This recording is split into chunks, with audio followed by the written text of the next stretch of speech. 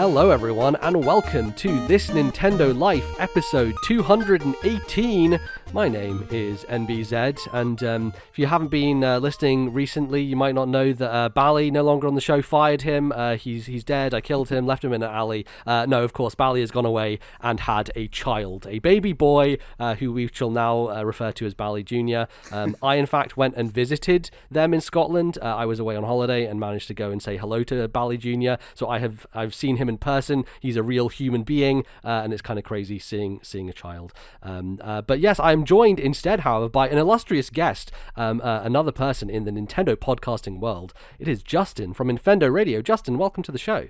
Hello, thanks for having me. I was discussing this a little bit off air, but I've been listening to your podcast for almost as long as I've been doing a podcast myself, so kind of feel like I know you a little bit already. Sure, yeah, no, that's great to hear. And obviously you've been doing podcasting for probably about the same time as we have. I know Nintendo as a thing, as a website, as a podcast has been pretty long in the tooth in terms of like how when it started. You guys are like episode 600 and something at this point, right? I don't know when originally it started, but it'd be good to hear. There have been several I guess seasons, if you want to call it that. Nintendo Radio dates way back before I even started listening to it. When I started listening to it in, I want to say 2013-ish, which is when I started listening to a lot of Nintendo podcasts. It was hosted by Lewis, Cullen, and Harrison, and then after a while they left Nintendo and the podcast just kind of ended. They went on to do Nintendo Voice, and Nintendo just disappeared.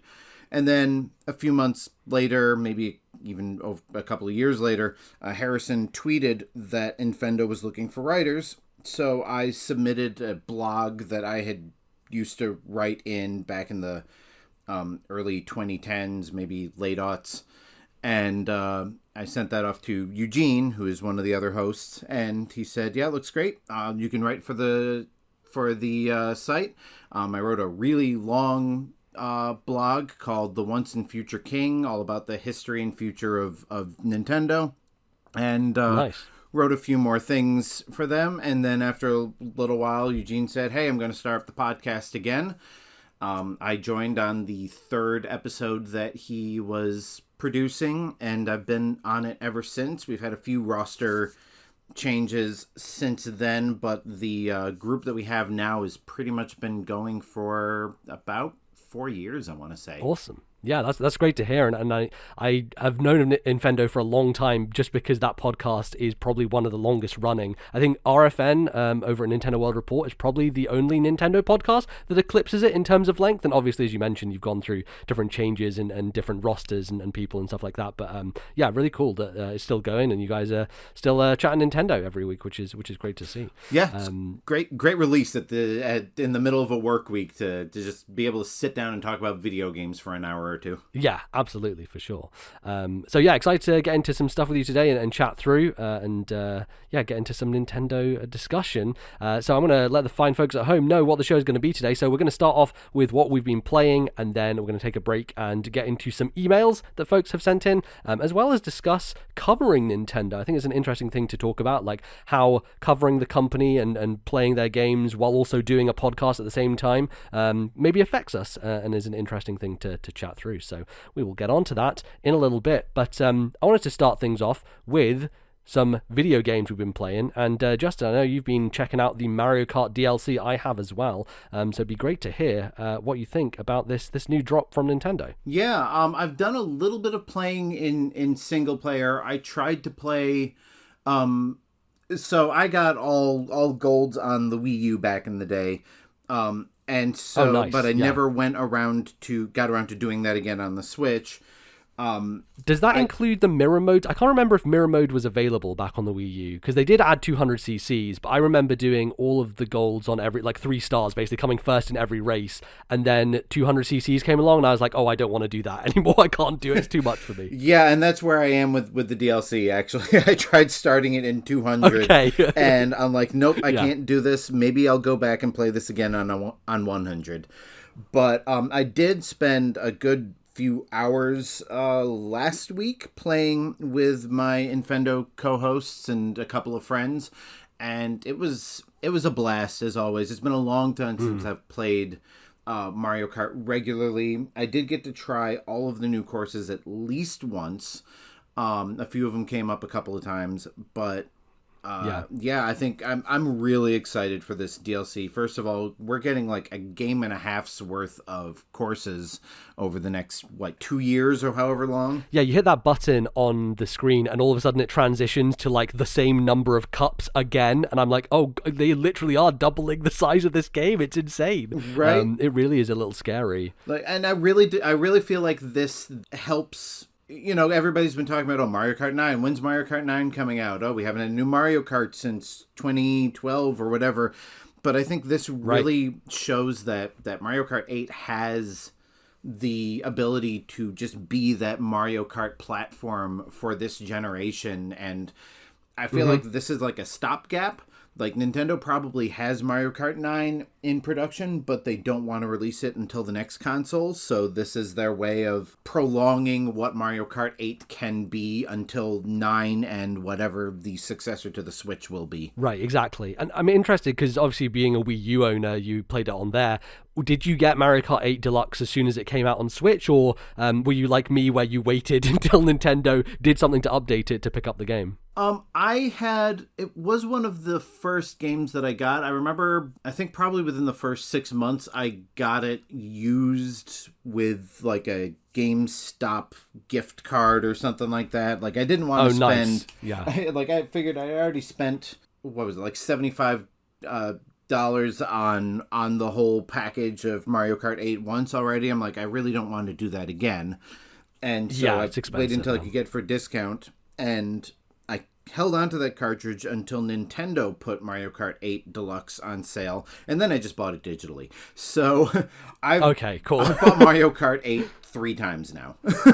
Oh my goodness. Yeah, no, they really have you. And did you buy the DLC separately, or are you just getting it through the online service? I've got the what they call it, the expansion packs, so that comes included with that. Pack, so that's a wonderful bonus. I have barely taken advantage of the Animal Crossing DLC, but I definitely getting my money's worth with the Mario Kart. Yeah, for sure. That was the thing that really pushed me over the edge, because I was this stubborn person where I was like, look, I just paid you for Mario Kart 8 not 3 years ago, and I think it came out in 2014, and then 2017 they remade it. I'm like, no, Nintendo, you're not getting my money. And then when they announced this and there were so many more courses, and I was like, well, I already have the expansion pack, it makes sense. And then as if Nintendo knew I was in the situation, they put Mario Kart on sale for 33% off, which is like the lowest they will go possible on their game.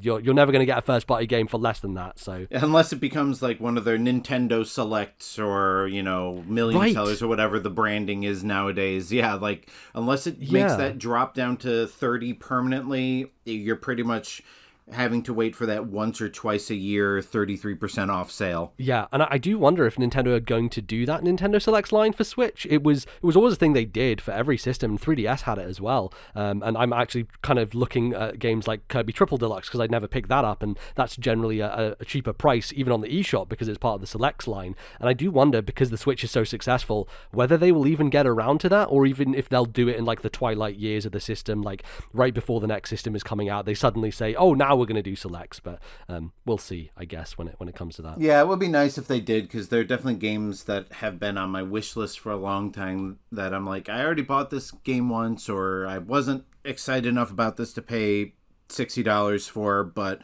if they dropped it down to 30, I'd jump on it. But I don't know if there's one thing that Nintendo has learned in the past few years, it's that they don't have to drop prices. They just sell stuff at no matter what. If Breath of the Wild 2 comes out and it's $100, there's probably going to be a lot of people who will pay $100 for it. So for better or for worse, for sure.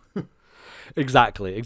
But it's interesting for me jumping into these courses because I've just picked the game up again, right? It's been like a good 7-8 years since I played it properly. And I infamously on this podcast am known for not liking Mario Kart 8 as much as Mario Kart 7. I'm this weird person who prefers 7 because it's like got this very specific control thing that I felt I enjoyed more. And I think around launch I also had issues with stuff like the item balance in Mario Kart 8 around Wii U time was not great and always had problems with it. But I think weirdly enough, coming back round to this, I think I need to repent for my sins because Nintendo with Mario Kart 8 Deluxe have actually taken some steps that I think have made a big difference. The biggest one for me being the double items, right? Yes. Having double items has really changed the item balance in a way that makes it feel a lot more fair, right? Being able to keep a banana, an extra one like in your pocket so you can hold it out to block a shell and stuff like that.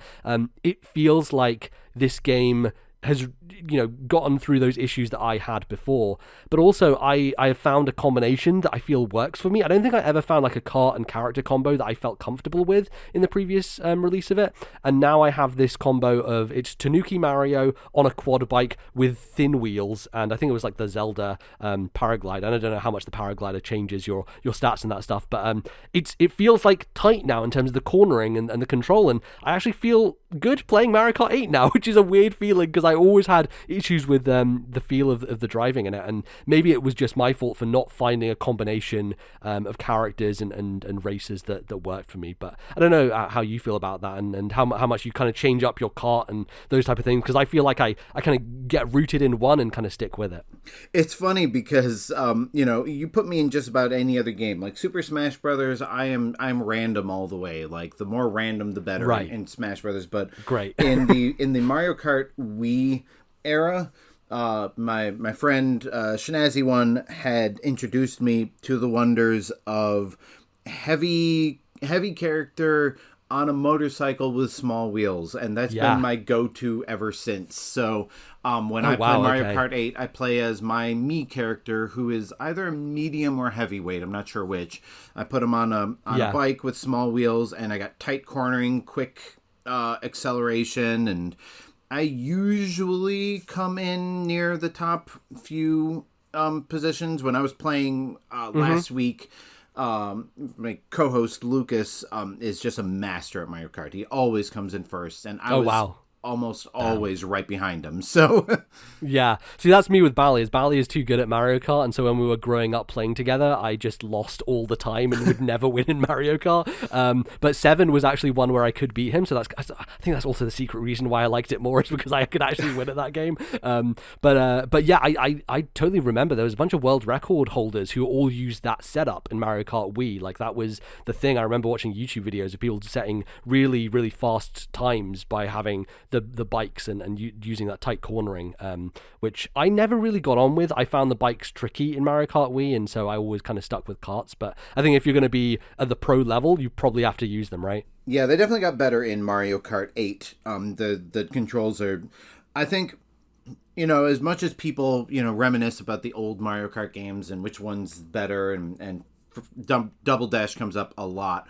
I think Mario Kart 8 is the best feeling Mario Kart game of the series. Like the controls are tight. Yeah, that's fair. There's a real nuance to the setup of the character and the bike there, the kart, and the how you set everything up. You can I do agree that the items are a little finicky sometimes, especially when you're in the higher places. I remember the older games, you would still occasionally get a red shell or something like that, but and they've really scaled that back in the past couple generations. But honestly, as much as everybody wants to see a return to Double Dash, the only thing about Double Dash I would like to see return is the two racer on the same kart mechanic, right? Because besides that, everything about 8 to me is perfect. Yeah, it's really refined at this point, and I think it's no surprise given how well it sold and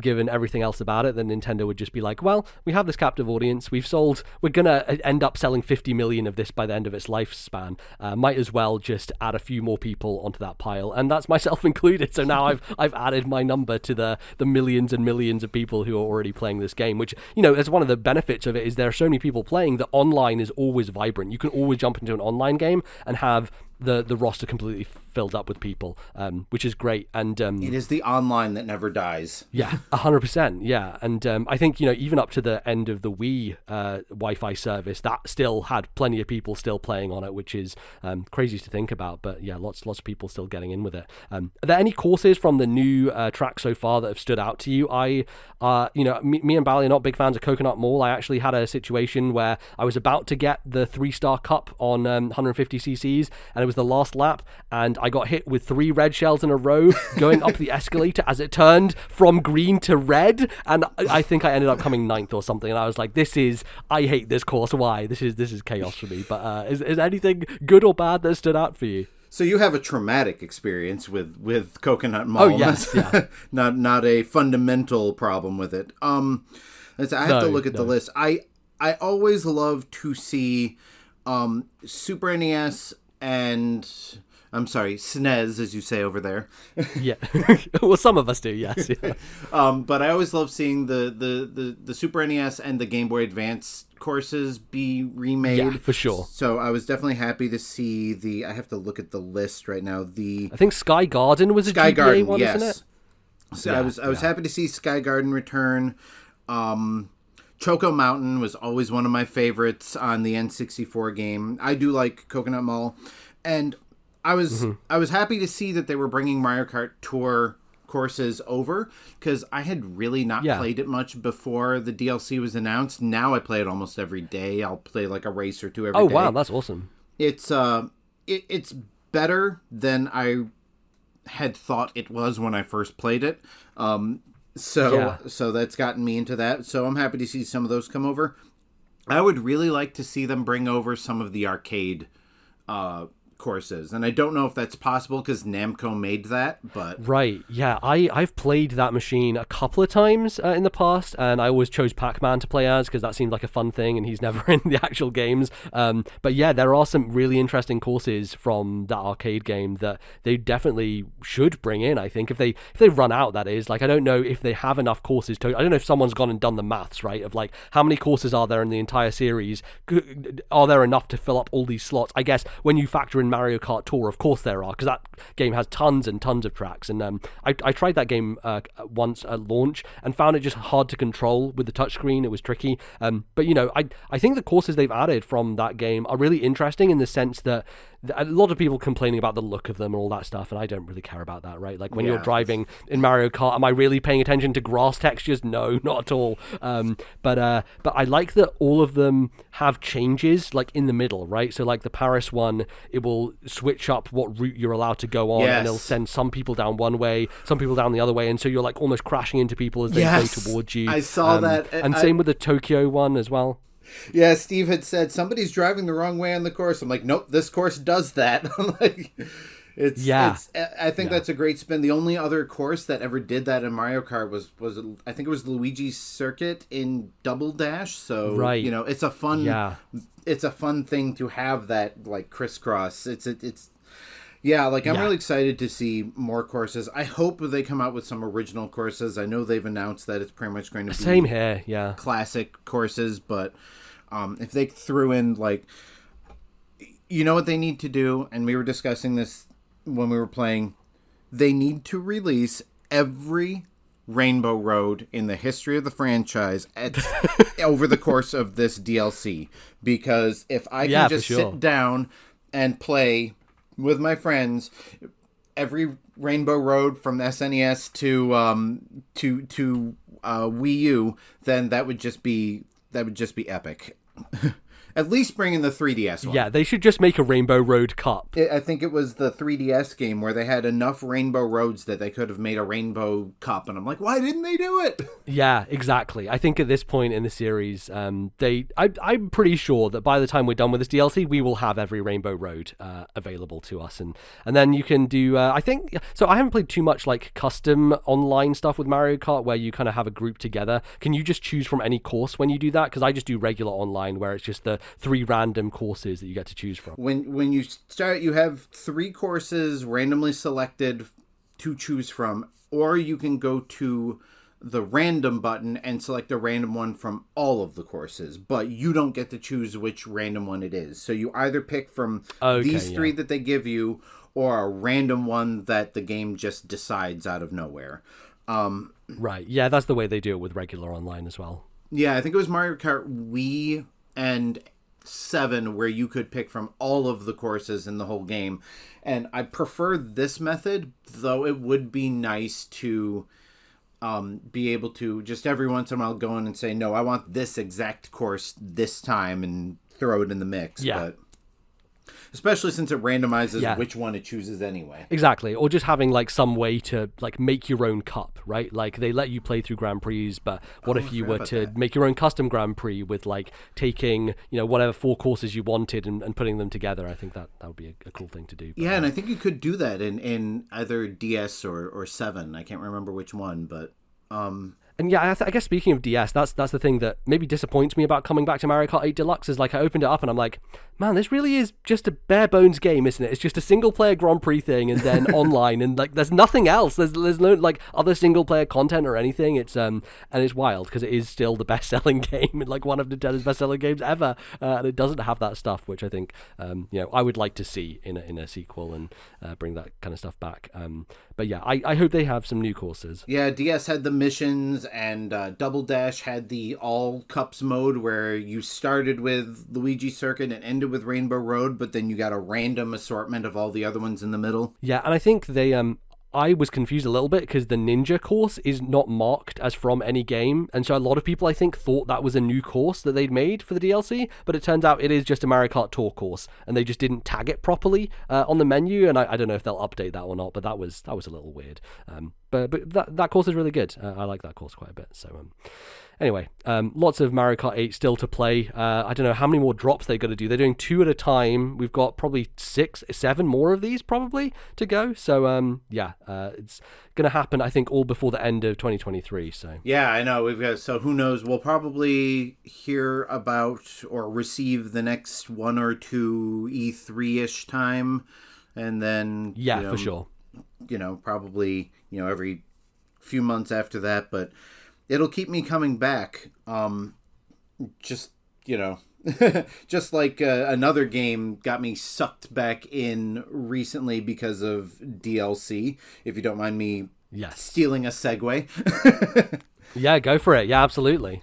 So when Nintendo announced the expansion pack, I think we were all a little miffed at first that we had to pay so much more just for N64 and Genesis games, but then they announced the expansions to Animal Crossing, and I had fallen off of Animal Crossing hard. Like for the first, I want to say 6 months after it came out, I was playing daily, and then I think I reached that plateau that everybody reaches where you've gotten KK Slider to play at your island, you've unlocked terraforming, you've done a lot of the things you wanted to do, and it just didn't have the appeal anymore. It was just a chore that you did every day, and so I fell off around that time.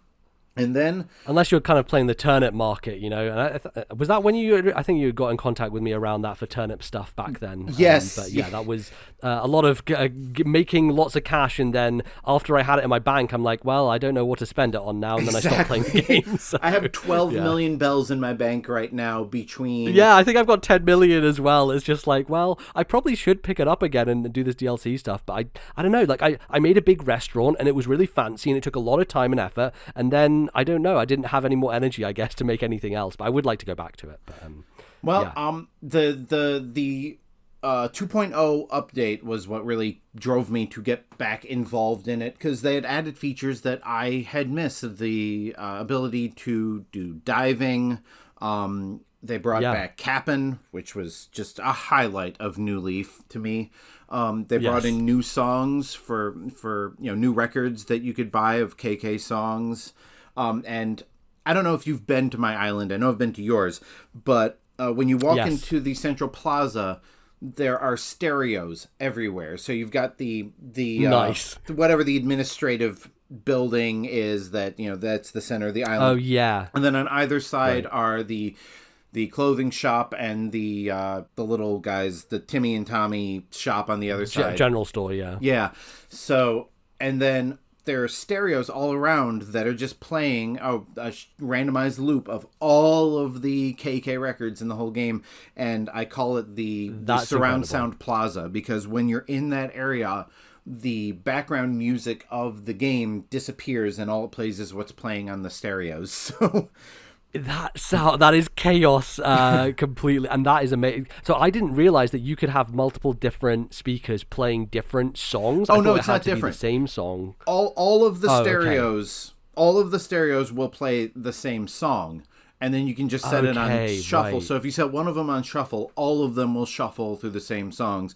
And as long as you don't, like, if I go into my house, that's playing a different music. And if I change rooms, that's playing different music. But as long as you're in the same environment, all the stereos will play the same music. But it also... Okay, I was going to say, otherwise that sounds like a bit too much chaos of all these different discordant sounds just like blaring in this one town at the same time. That would be truly madness. I mean, that would be fun as well, but I don't think I'd get very many tips when I open up my gates. No. No. Yeah, a lot of people just leaving like rotten turnips instead. That'd be crazy. But so and I'd gotten that all set up the way I wanted to, but the DLC and the return of gyroids and the new music, the new clothing options, all the new things brought me back into it. So now I still do log in every day. I've got my fruit trees on a rotation. So like day 1, I'll get coconuts and pears. Day 2, I'll get oranges and peaches. Day 3, I'll get cherries and apples. And I'll just go through, shake all the trees, sell all the fruit, sell all the fossils, because I've, got all of those in my museum, and usually bank 100, maybe even a couple 100,000 bells, and do a couple adjustments and then log out.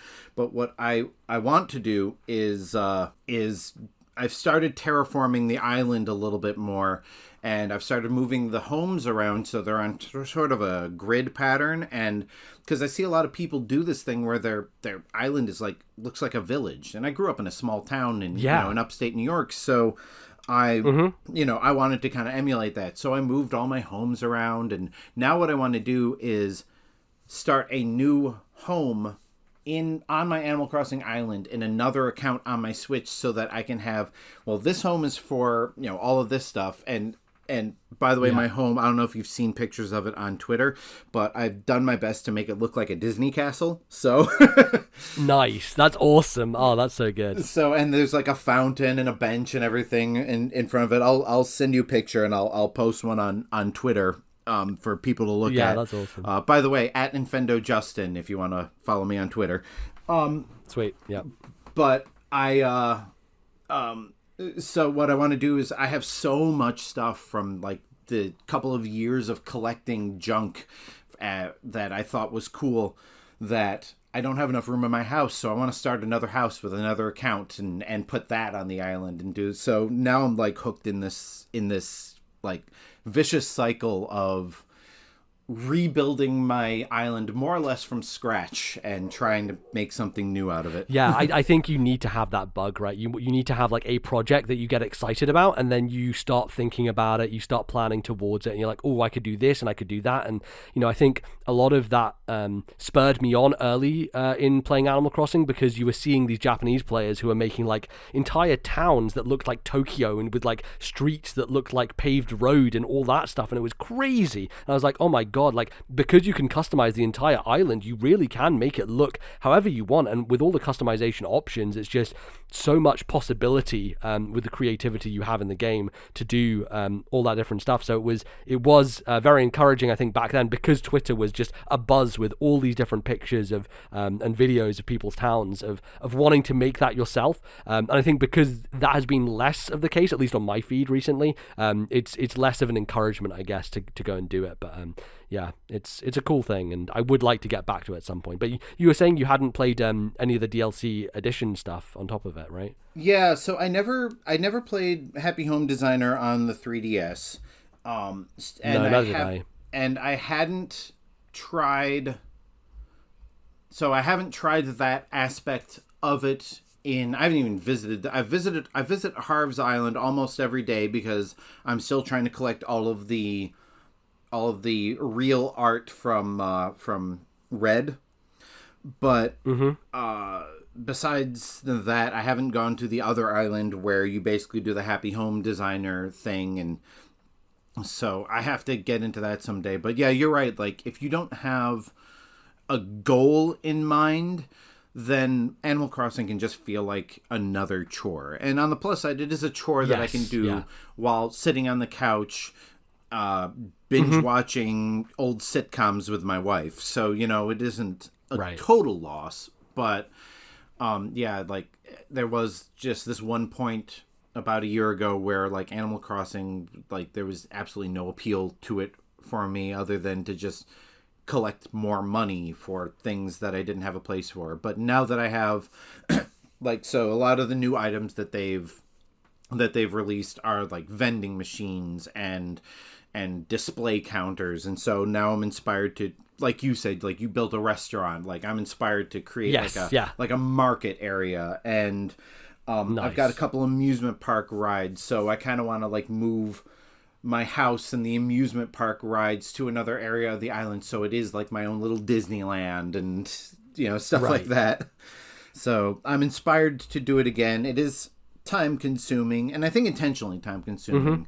Like, the quality of life improvements for Animal Crossing did not go so far as to make things like terraforming and organizing and moving things around more convenient, because I think I think that difficulty is part of the experience. Like, and I don't want, like, that sounds like such a gatekeeper thing to say. So let me like defending Nintendo's like decisions, I guess, in some sense. But yeah, no, I know what you mean. I'm trying to say this in a way that doesn't make me sound like that. But I think the idea is like, yes, this is a chore, but it's a chore you can enjoy. And if we make it too easy for you to do this stuff, then you'll lose interest in doing it. So like, collecting all the fruit, right, because they want you coming back every day, right? Exactly. Like, collecting all the fruit on the trees, like if I could just hit a button and have like, I don't know, one of the other characters go out, gather them all and bring them to me, and then I sell them, then I boot up the game, I play it for 5-10 minutes, and then I'm done. But because I don't have that convenience, I do log in and I play it for an hour or two every night, just kind of absent-mindedly doing stuff. So, I think that is part of why the game is the way it is. But the downside to that is, if you have an end goal, it's not like playing, SimCity or something like SimCity or The Sims with God mode on, where you can just put anything anywhere and be done with it. You have to work towards that end goal. So one thing I did early on was I'd seen where somebody did a forced perspective off the back of the island, where you plant small trees and put there's like toy cars and stuff like that, right? Toy cars and large buildings, and I've got like the Statue of Liberty and a lighthouse. So I did something like that, and then I did a space rocket launch pad off of another section. So like, because I had that goal and I had the ability to get these items and terraform, like, it gave me something to do. And because I couldn't just go click, click, click, done, like, it's something that I spend like an hour working on, and I'm proud of the achievement at the end of it. So hopefully by the end of 2022, I'll have my island looking the way I always want it to be, because it was so haphazard and random when I first set it up. Like, I would place a villager's house in a place where it would not displace any trees or rocks or anything. So they just ended up scattered all over the island in random places. Yeah. So now I've got them in a bit more organized, so it does feel like a village hub, and you've got the museum and the shops and everything like that, and then the houses all around it. And then I've got the rest of the island to kind of, let my imagination run wild. For sure. Yeah, no, it's one of those things that I think that I will get back to at some point and have an idea and the burst of creativity, and it's a slow process, and that's the thing you have to be aware of. It's like, yes, you'll come back every day, and I think, there were the new shops from the DLC that I was like, oh, I want to go and get all this new stuff, and it's like, nope, okay, we're going to let you pay Lloyd's one time today, and then you have to come back and pay the other one, all these gyroids to get the new stuff, and Well, when you have it's a 10, 12 million bells in the bank, it's not that difficult to get those things built. Yeah, no, that's the thing. Because I had that money, I was like, oh, I just want to pay for all these things at once. But the game was like, nope, you got to turn it off, come back tomorrow, and pay for the next one and the next one. I think that's ultimately why I didn't get back into the DLC, is because I wasn't in the kind of cycle of doing it and booting it up every day as I was back when it first came out. But anyway.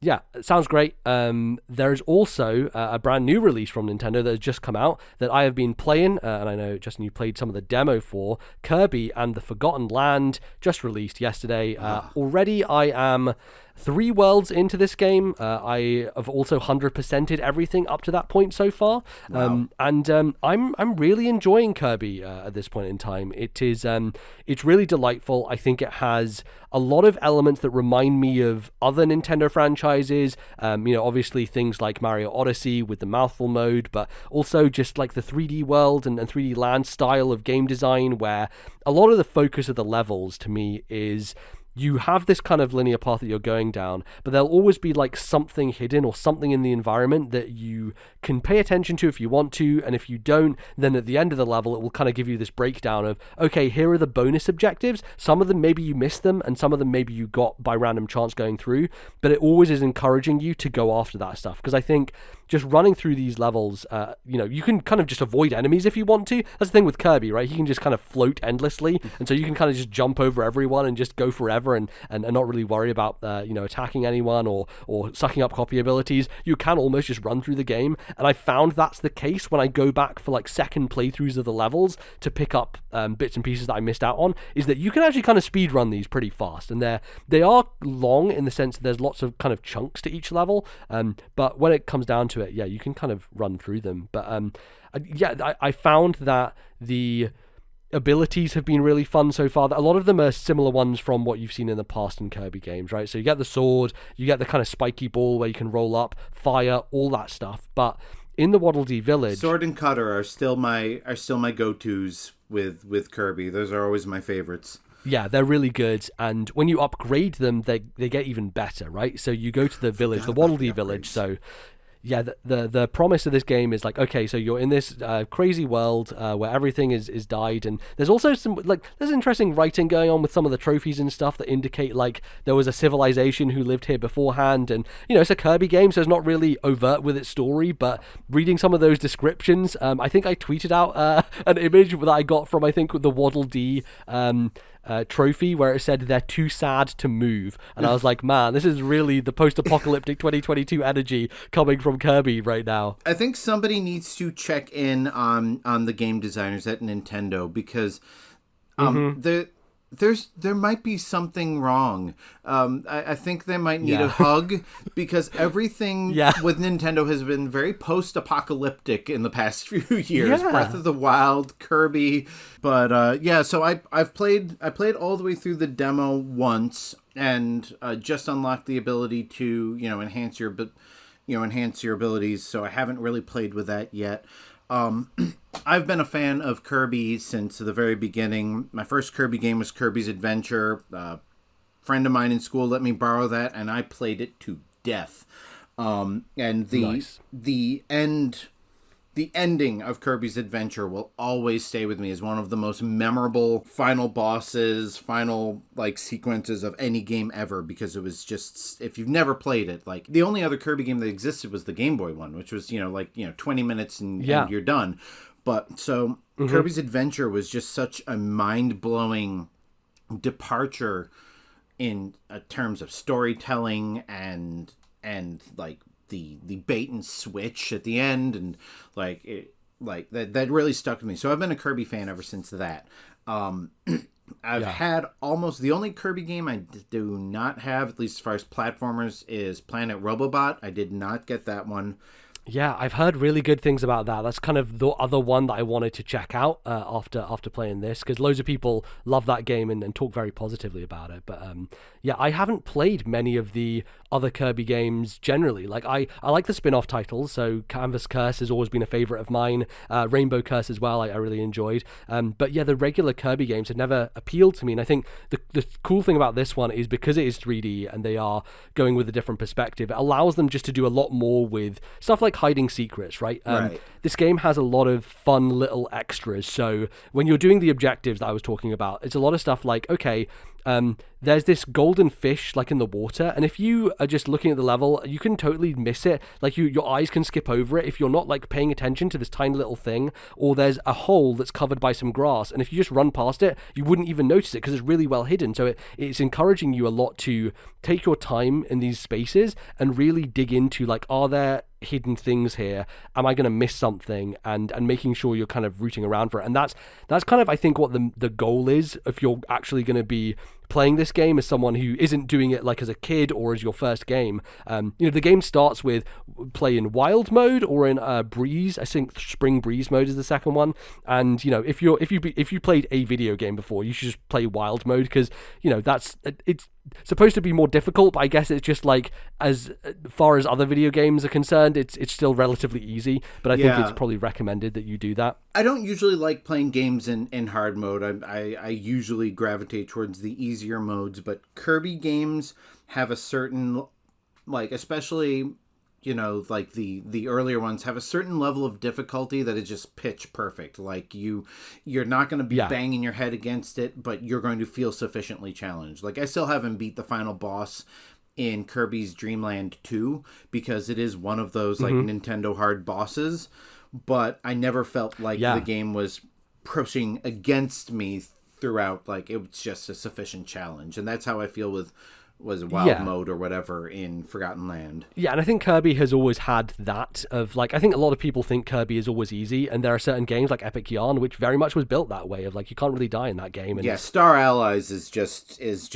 a cakewalk, and I understand why a lot of people weren't happy with it, because I think one of the things about Kirby that was appealing was he was this cute, fluffy, little cartoony kitty character, but the games had a very, like, kind of dark, serious tone and, like I said, like a real challenge to them. So that was always the appeal. And then somewhere around the, I think it was the Return to Dreamland on the Wii that they started taking the game, and Epic Yarn before that, where they just kind of took the game in a super easy direction and said, nope, this is our platform game for kids. So it's nice to see them, for babies, return to a bit of an edge to Kirby. Yeah, and I wouldn't say the game is like overly challenging, but it really allows you to adjust the difficulty how you like. And what I mean by that is the boss fights are relatively challenging. Like, you have to dodge out the way, you have to make sure you're not being hit by them,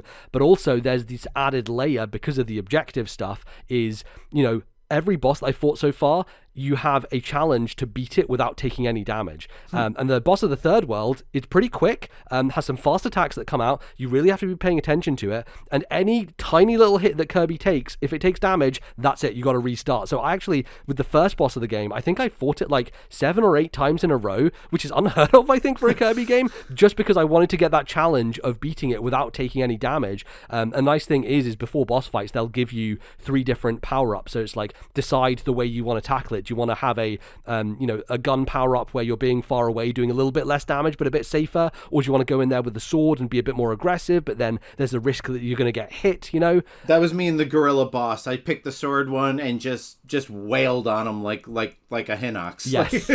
Exactly. And they have some fun objectives for that. One of the bonuses for fighting him is you have to run through his legs, like the Ganon fighting Ocarina of Time. It's like, make sure you go through the gorilla's legs and beat him, and then we'll give you a bonus for that. So I've really enjoyed all the bosses so far, and having the different ways to finish them. Like the second boss, one of the challenges was beat it without having any copy abilities. So you're just using the stars that pop out that Kirby sucks in and then projects out, as well as some of the other things as a part of that boss fight that you can suck up and launch at it. And that was a really fun challenge. And I've found like bosses in Kirby games are definitely more fun when you don't have an ability, because then you do have to memorize the patterns. And like I became a master at beating King DDD in the original Kirby's Dream Land, because you just learn the patterns, and then like I would learn the exact pixel to stand on where I could suck up both stars and hit them twice with one attack.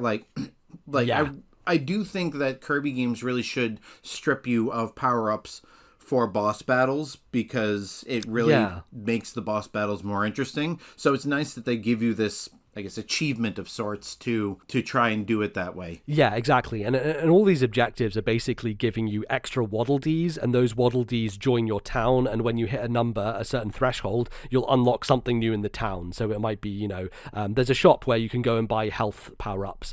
There's obviously the weapon area where you can go and upgrade all your weapons. I upgraded the fire one, and it turned into a volcano one, and all of a sudden Kirby is just throwing like these massive like lava chunks, and it is just like ridiculous. Every power-up that I've got that's been upgraded so far has been really, really cool and fun to use, and it really helps for those multiple run-throughs of levels. But I think for me, the thing that has been so delightful and surprising is all the mouthful mode abilities. I think that stuff is just so funny from a conceptual level of, okay, Kirby's just going to suck up this car, and now he's rolling around as a car. And they have like little mini parts of the levels that are different challenges based around those mouthful ability modes. So the car, there's a level that has multiple races in it, and so there's a racetrack that you start in, and it gives you a timer, and you have to get there in the correct time, and then you unlock another Waddle Dee for your collection. Or if you do it in under a certain amount of time, that also adds to an objective. And there's also like a theme park ride where you get on a one of the seats, you kind of like transform into it, and you're kind of like this rocket shaped thing, and you're going up the it's like the Mario Sunshine boss fight where you're on the I was just about to, that's what I'm picturing, is like that boss battle in Mario Sunshine. You are going to make me buy this game, and I've been saving. Money's been tight in my family lately, so I don't really have gaming budget, and I was saving it for either Switch Sports or probably more likely Lego Star Wars, which is coming out in like a week or two. But I might end up blowing my money on Kirby, because we know the Lego games are going to go on sale anyway. That makes sense. I would say if you enjoy like other Kirby games, which it seems like you're a big fan of the series, as well as like, the current iteration of Mario in different forms, this really is a standout Kirby game for me as someone who, generally finds a lot of those games a little bit rote, a little bit of the same. It feels fresh and different, and having those mouthful mode abilities just gives such a warmth and delight to the game that you're always going to be surprised. Every level has a different mechanic or something new thrown into the mix alongside all the different regular copy abilities that you have, and just exploring the spaces. And they're small enough and they're contained enough, and you can't really move the camera about, right? So you have this fixed perspective, so you can always figure out like, okay, there's something missing here. But there have been times where I've been like going to YouTube and be like, okay, who are the people who have already finished these levels and have posted 100% walkthroughs of every one, so I can go and see what the objectives are. Sometimes I just need to see what the objectives are, because usually when you finish a level, it will show question mark for which ones you've missed, and usually it will pop up and tell you which ones they are, so you can go back through the next time. But for some of them, they don't do that, so it's a little bit hit and miss of whether you can do that or not. I'd say the one frustrating thing, which I wouldn't say is necessarily frustrating, but is a little bit annoying, is if you have an objective to do and you want to go quickly get it and jump back out the level, they don't let you do that. So there was one where it said, okay, see the view from the top of the rocket. And I was like, okay, where is that in the level? So I start the level, and I realized the rocket is right at the start of the level. So I just, Kirby on up there, float up to the top, stand on the rocket, it unlocks the objective, and then I have to finish the entire rest of the level. I can't just quit the level and it keeps the objective. I have to then go through the whole level that I've already done, that I'm not going to be achieving anything else with, and just kind of speed running to the end just to get through it as quickly as possible. I really wish that they had changed that. Yeah, the old Yoshi's Island method of you have to do everything in one playthrough or it doesn't count. Yeah, it's not that bad, because you don't have to do everything all in one playthrough, but it does make you go through the entire level just if you've missed one hidden Waddle Dee, right? So you can go find it and then you finish it. And there are modern games like Celeste is a great example of this, where you can hop into all those levels, collect a strawberry, and then exit, and it will still count you as having that, right? Like it's the convenience and the ability to do that is so helpful, and I wish they would do that here. I think it gets tricky sometimes because some of the objectives are based around,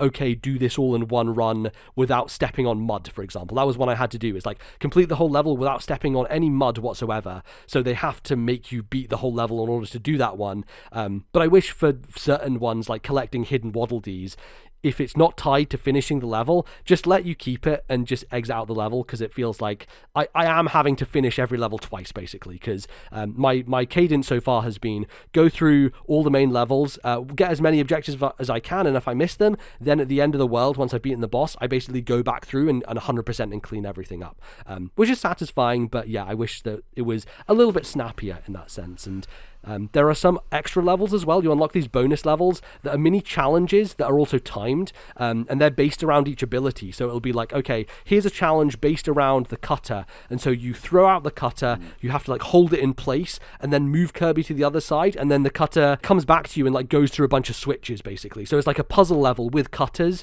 that you have to complete, and there are multiple of these, and you can find them hidden in the overworld, but you can also unlock them after different levels, or if you've unlocked a new power-up, then it gives you a special level where you can go and do that stuff. And they've been really nice. I've not been going for the full time in every single one of them, because it doesn't seem like it matters. Like, as long as you complete it and you finish it, it counts toward the 100%. But yeah, this really is a game where I see myself 100%ing, and I, as I've mentioned, I've already done it for the first 3 worlds. It feels like the levels are supposed to be played that way, and you can have a good time just going through it on a basic level and just playing through the bosses and the levels. But I think that to get the most out of it, you really need to be doing everything. And yeah, that's what I've been doing so far. So it's been a real delight. I've really enjoyed it. And yeah, I think you really have a good time with this, honestly. I'll have to. I think I might end up picking it up this weekend now, because you've talked me into it. Yeah. The last game that I 100%ed, I think, was New Super Mario Brothers 2 on the 3DS. Oh wow, okay. So damn. Did you get 1 million coins in that game? Does that not mean what 100%ing is in that game? No, I didn't get the 1 million coins, but I did get like all the big gold star coins and all of that.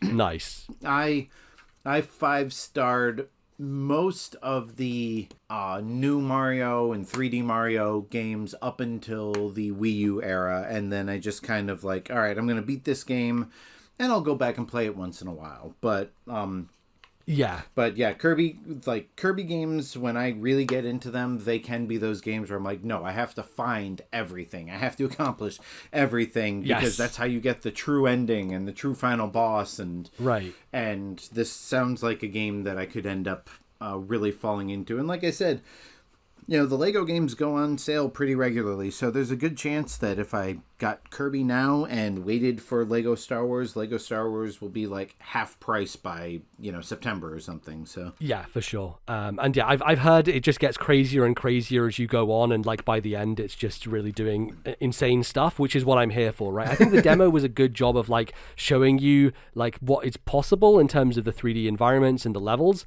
but I don't think the demo gets to some of the really fun elements that I've seen so far in terms of the races and doing these different, like Kirby turns into like a weird aeroplane thing that you have to float through rings like pilot wings for a section. Oh yeah, I saw that in the trailer. Yeah, and the game actually lets you invert your controls by just pressing one of the shoulder buttons. It's like the easiest invert I've ever seen in a game. I didn't even need to go to a menu for it. You just tap the button and it does it. So loads of fun things. Really looking forward to digging into more of it. And before we move on, when you say invert controls, does that mean you play it down points you up and up points you down, or do you do it the so when it comes to doing plane controls, I generally do it where you tilt forward, you tip down, basically. Okay. So like from a joystick perspective for planes, I do it correctly for planes. Yes, yeah. For regular stuff, no, I think I'm the opposite. But as Sarcastic Gamer used to say, real gamers do it inverted. Yeah, exactly. Yeah. Awesome. So the other couple of things I've been playing. So I finished Triangle Strategy, which I talked about last time, and I was relatively early in when I talked about it. I've now put 42 hours in, I think, to Triangle Strategy in a short space of time. And the reason for that is because I had a week off. So I took a week off of work, and I was like, okay, going back home for the week, brought my Switch with me, basically spent a lot of that time just playing Triangle Strategy. And this game... Now, let me just say, the last time I took a week off from work, I went to Disney World. So, you played video games. Yeah, well, it's also, I think it's a different thing in work culture between the US and the UK is like, you guys have far less time to take off work generally. I get like a good 4 or 5 weeks a year, and I brought 5 days over from last year that I didn't use. So I was using those at the start of this year. So I still have my full usage for the rest of this year. So I keep telling my wife, we got to move to the UK, man. That's Of course, yeah. It's the place to be if you want a bit more holiday. There's definitely better places to be. I think like some of the Scandinavian countries have much better holidays, but we're okay. We're not too bad. So, in terms of triangle strategy, though, what I'm going to say to people is, if you're interested in this game and you like tactics and you like strategy and you like when it gets tricky, then this game is for you. But if you're into like narrative and you want like that to be the main focus and you're going to be a little frustrated by hard, challenging tactics, I don't think this is the game for you, because this game gets really hard, like incredibly difficult in a way that I relish, because I love that type of challenge. I love Fire Emblem Fates Conquest. It's probably my favorite game in the series from a mechanic standpoint, because the battles are just so grueling and difficult, and they force you to replay them multiple times just to be able to figure out all the necessary things you need to get past those hard challenges. And Triangle Strategy is one of those games that it really kicks you in the balls, like multiple times over, and you will have to come at those maps again and again in order to take them down. And I really liked it because you have this ability to carry your XP through. So when you die and you fail, you keep all your level ups, you keep all your XP for the next try at the map. And that helps you, this slow process of, okay, I'm going to start a map. I'm probably going to get my ass kicked because I don't know when the reinforcements are coming. I don't know when they're going to throw more characters in here that I need to figure out. But even if I do fail, it's okay because I'll have higher levels when I go in next time. And that was a real benefit in terms of getting myself through the process of playing these levels, because there was always this incentive of, okay, I'm going to be stronger the next time I attempt this. I'll also be better from a mental perspective of knowing the map, of knowing where people are coming from, and setting myself up differently, like making sure my items are equipped differently, making sure my characters are placed differently so that I can really strategize around what I'm supposed to do. There's some really good maps in this game in terms of, I have this magic user, so she uses lightning, and there's a map where there's just a bunch of water, and so if you use lightning on water, it electrically shocks anyone who's standing in that radius. And so I'm up on this kind of pedestal in the middle, and everyone's kind of slowly coming towards me, and I'm using her to electrify enemies and keep them in place, while I use my other archer to use one of her abilities to blind people so that they miss moves on me. And it's this slow kind of chess-like game of them coming towards me dealing with all the threats as they slowly creep towards me, and then finishing finally with like a lot of strategy and tension and difficult battles to get through, and it's really satisfying in that sense.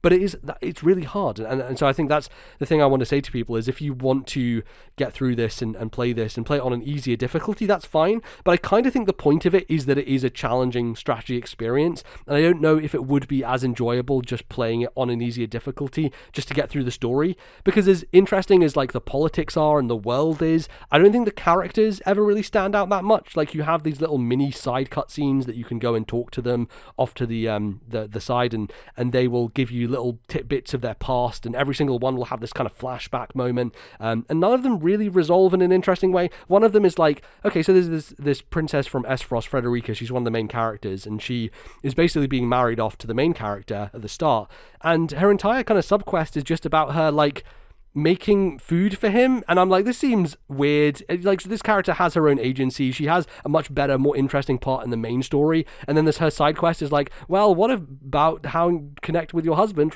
by trying to cook him something nice? And it just, I don't know, it felt off to me, felt a little bit weird, but I think generally the way things wrap up is good, but just getting there it's a lot of chatting. It's a lot of dialogue, very, very slow. And I saw this even further when I restarted, because I went into New Game Plus, because there are multiple paths through the game, right? You can choose different routes every time, and each branching path takes you to a different map with potentially different characters and all that sort of stuff. And going through it, I was skipping through all the cutscenes, and I was like, man, I'm having to press the plus button a lot and hold down the R button to skip through dialogue a lot at the start of this game, because it's just characters non-stop talking, and yeah, I would say that you can go into this being interested in that stuff, and maybe it resolves better in the full proper golden path ending, which is one that I'm kind of going for on my New Game Plus route. Is now that I know all the routes, I can figure out the best way to get to the proper one, which has like bonus chapters at the end and all that stuff. And yeah, I don't know how long it'll take me to do that, if I will do it anytime soon, because there's lots of stuff to play at the moment, and everything's always busy. But yeah, I really enjoyed what I did play of it, and I think that there's a lot of variety there. Like, each character is so unique and different. There's a merchant who like can enrage people and like have them join your side, so they become your own unit for a little bit of time. And there's this guy who sets down traps and uses ladders. There's a girl who throws out decoys. There's so many different characters, and each one is so different that even on a second playthrough, I think just using different characters will make the entire experience a totally different ball of wax. So I'm excited to do that and to dig into it a bit more. But yeah, that's triangle strategy. And yeah, go for it, Justin. Oh, I was just gonna say, like, I've mostly been kind of sitting back listening, because this isn't really my type of game. The only tactics type game I've ever played and enjoyed was Mario and Rabbids.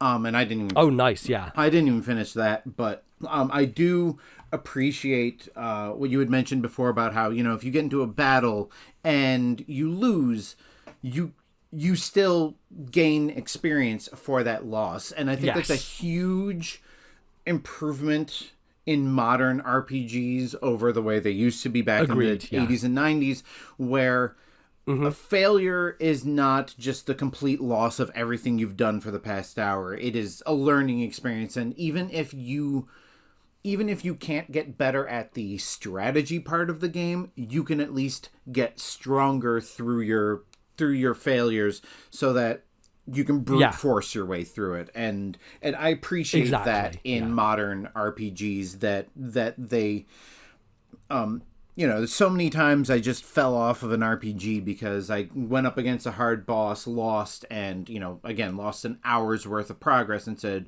screw this, I don't want to go through this again.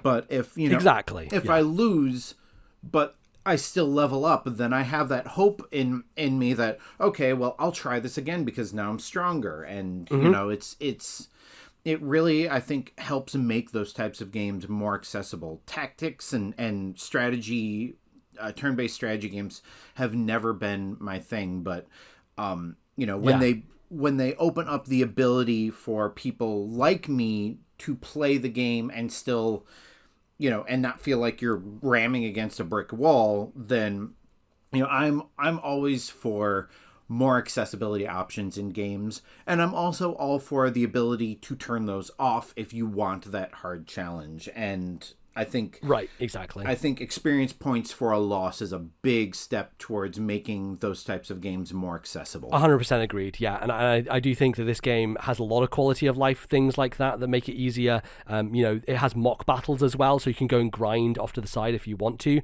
and it's actually really quick to level up low-leveled characters, which is the opposite of what Octopath Traveler did. Because my big problem with Octopath Traveler was the grind on that game was ridiculous. Like, if your character wasn't in your party, they gained no levels at all, and you had to get them to level thresholds. Yeah, that's another thing that I'm not a fan of. Yeah, exactly. You had to get them to specific level thresholds to do the next part of their story, and that's why I only ended up finishing 4 of the 8 character stories, because I just couldn't be bothered to go and grind for hours and hours just to get them back up to that point. But this game, if you're more than 3 levels below an enemy, any action you take will give you 100 XP and a level up. So I had a half an hour spurt where I basically leveled all my characters who I hadn't used through my previous playthrough from level 10 all the way to level 30, and it was massive, and it was so much faster and easier, and just made a big difference in terms of me wanting to do a new game plus, which I never really do. I never usually jump straight into a game again, but this one really got me interested in seeing the other paths and all that stuff. So I would say that it has stuff like you can change the difficulty on the fly as well, so you can just switch to very easy whenever you want, and then go back up to normal or even up to hard, and the game doesn't punish you for it. I think all that stuff is really important, and made made a big difference. But yeah, I'll keep track on that, and maybe I'll talk about it in the future with some more triangle strategy. But the last thing before we go to a break, I just wanted to mention is Dawn of the Monsters, which is a new side-scrolling beat-em-up from 13am Games. They made Runbow, so if you played Wii U, you might have heard of Runbow. And this is published by WayForward, and WayForward sent through a code for this to us, and I thought I'd check it out for a little bit. I am not a big side-scrolling beat-em-up fan. I don't know about you, Justin, but I didn't really grow up with them. I didn't grow up with Streets of Rage and that type of thing, but there are certain ones that I do like Streets of Rage 4. I really enjoyed. I thought that was an excellent, really polished, smart beat-em-up that I had a great time with. And I've played stuff like River City Girls here and there, but I've never really connected with the genre. I played a lot of the Teenage Mutant Ninja Turtles games growing up, and of course the classic Simpsons arcade game. I'm really excited for the Ninja Turtles Cowabunga collection, because that's like my childhood in one package. Yeah, that sounds awesome. They're great games for if you and a friend or two just want to just sit around and play something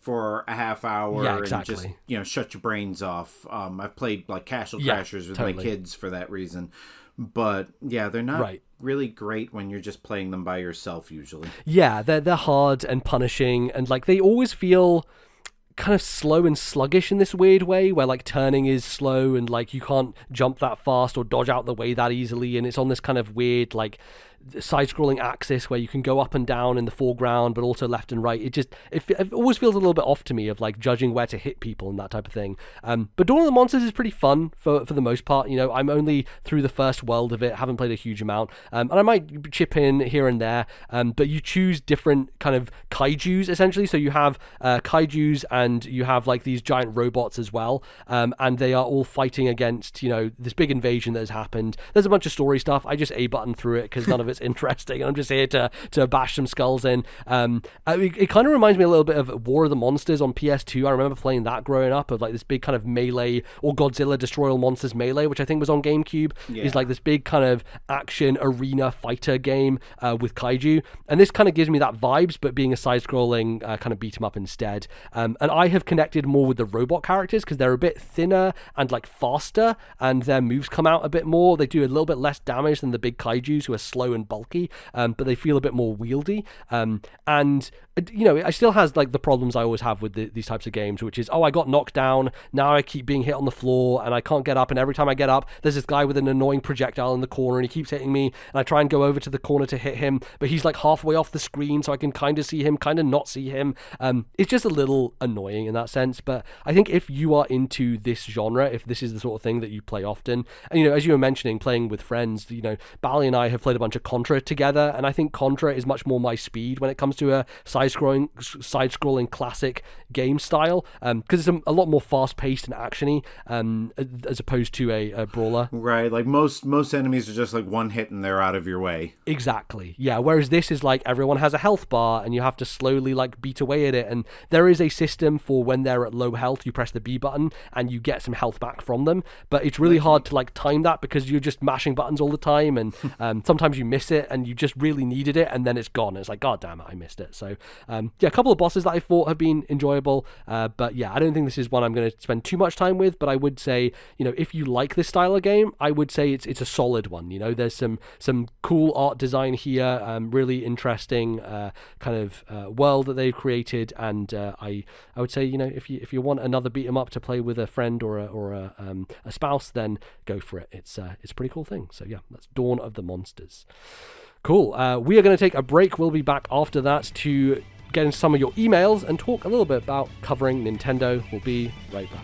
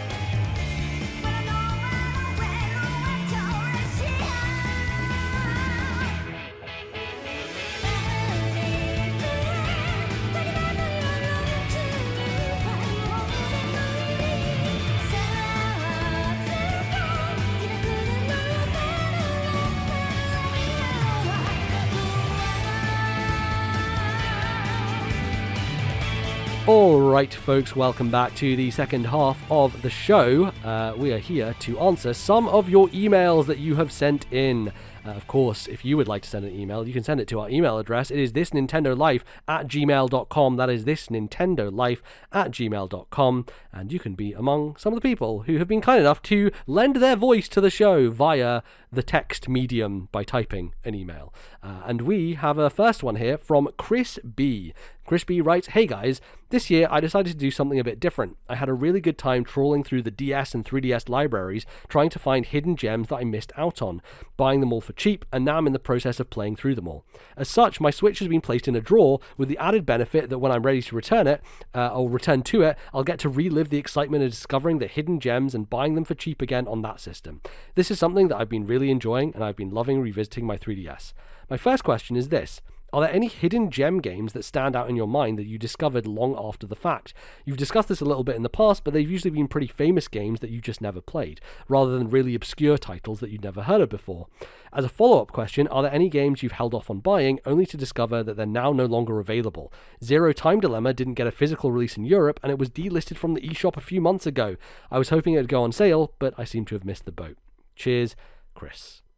Well, Chris, thanks for your email, but also I have to say a lot of self-restraint to just put your Switch away and play 3DS games instead. I don't know that I could do that, especially with all the new stuff coming out. I tried that when Metroid Samus Returns came out, but it was difficult, and I still have not beaten that game because I just kept going back to the Switch. So yeah, especially in the year that the Switch came out, and there were so many good games on it at that point in time. But yeah, it's a tricky thing to do. But as for let's take the first question first, I guess. Any hidden gems, any games that you discovered long after and didn't know that they existed? Do you have any, Justin, that come to mind? Oh man, and I've been racking my brain on this ever since I read the email. Whether you ask me now or tomorrow, I could either give you a list of 100 of them or not think of a single one. And unfortunately, right now, I'm in the not think of a single one part of the day. Do you catalog your games at all? Do you have a way of keeping track of what you've played and that sort of thing? Because for me, it's really helpful. I use a website called Backloggery that basically I put every game that I finish on there, and so it's easy for me to go back and see, oh, what did I play? Is there anything that I missed out on? But yeah, I don't know if you do that at all. Before I had family, yes. I had all of my movies and video games meticulously organized and cataloged. I used a suite of applications for macOS called... there was Gamepedia for video games and DVDpedia for movies and Musicpedia for CDs. So I had all of those, and I would just have everything categorized and cataloged and organized, and which ones I had played, hadn't played, completed, not completed. Honestly, since other things have become higher priorities in my life, that's really taken a back burner. Gaming's more of a when I have the free time sort of thing rather than, a major hobby for me. So if you had asked me this question maybe 5-10 years ago, I could have just, oh yeah, this one game. But lately when I play games, it's usually something that I have been waiting for. If I spent money on it, it's something I've been saving for. I don't usually find hidden gems unless it's something that goes on sale on the Switch eShop, and I suddenly go, hey, I'll give this a try. And if I was foolish enough to leave my Switch downstairs in the living room, otherwise I'd just open up my library and tell you, oh yeah, this one was one. So unfortunately, I am painfully unprepared for this question at this moment, but no, that's all good, man. I do think that the Switch has a lot of those games, right? Ones that you don't even realize are on the system until you go in there, and it's there are so many. I will say that there have been a few games that I've discovered either through indie directs or occasionally when a company sends us a review code. So stuff like Lifeless Planet, Superlineal. Yes. There was a Membrane, these little these either indie or re-release titles that appear on the eShop and then disappear or get significantly discounted later because nobody discovers them. Those are great games and I love them, but you know, like as far as going back as far as the DS and the 3DS, there aren't very many. The only one that like leaps to mind is Elite Beat Agents, which I never. Ooh, that's a good one. Yeah. I had never played that game when it was new, and actually, I didn't buy it until a few years ago. I got it for like I think $2-3 at GameStop when they were. Wow. That's an absolute steal. My right, God. when they were trying to get rid of old DS games because, you know, they weren't really selling anymore. I grabbed that. I'm like, I've never played this game. I have friends who absolutely love this game. I love rhythm games, so I got it. And yeah, because I don't play my portables nearly as often as my Switch, I haven't gotten much time into it, but I will say that that's one of those games that, like, unless you were in that circle of people who knew what it was and loved it and talked about it, you know, it kind of went by the wayside. You know what? Speaking of DS, one of the best games on the DS and one of the best reviewed games on the DS. Like, if you go to Metacritic, I think it's got the highest or second highest score in the entire system, is Grand Theft Auto Chinatown Wars. And you wouldn't think that a Grand Theft Auto game would be a hidden gem, but because it was on the DS and it came out during that real push for casual gaming, it just kind of came out and disappeared. And it is one of the best DS games. It is one of the best Grand Theft Auto games, and I've played them all. And it's just a joy to go back to because there's this like stock market part of the game where you buy and sell different types of drugs that just becomes an addictive like circle of like kind of rock paper scissors and you know, buy low sell high and all of that. And it's very similar to like the turnip thing, except a little less random because you don't have to rely on other people to give you the higher prices. Yeah. But if you ever get your hands on can get your hands on Grand Theft Auto Chinatown Wars, and it's come out on PSP. I think you can still buy it on some of the old PlayStation like downloadable stores. It came out on iOS at one point. That's. And you like that sort of open world game, like that's a great game that I don't think very many people played, especially people who were more familiar with the 3D Grand Theft Auto games. And the other one that I just want to throw out there, also a game in a big franchise, but the game itself was kind of lost in the shuffle, is Rock Band Unplugged on the PSP. Ooh. Nice. Which, again, I was really into those music games and rhythm games at the time, and so I jumped on this game, and because it was on the PSP, and you didn't have the big plastic instruments, nobody really cared about it, but... Yeah.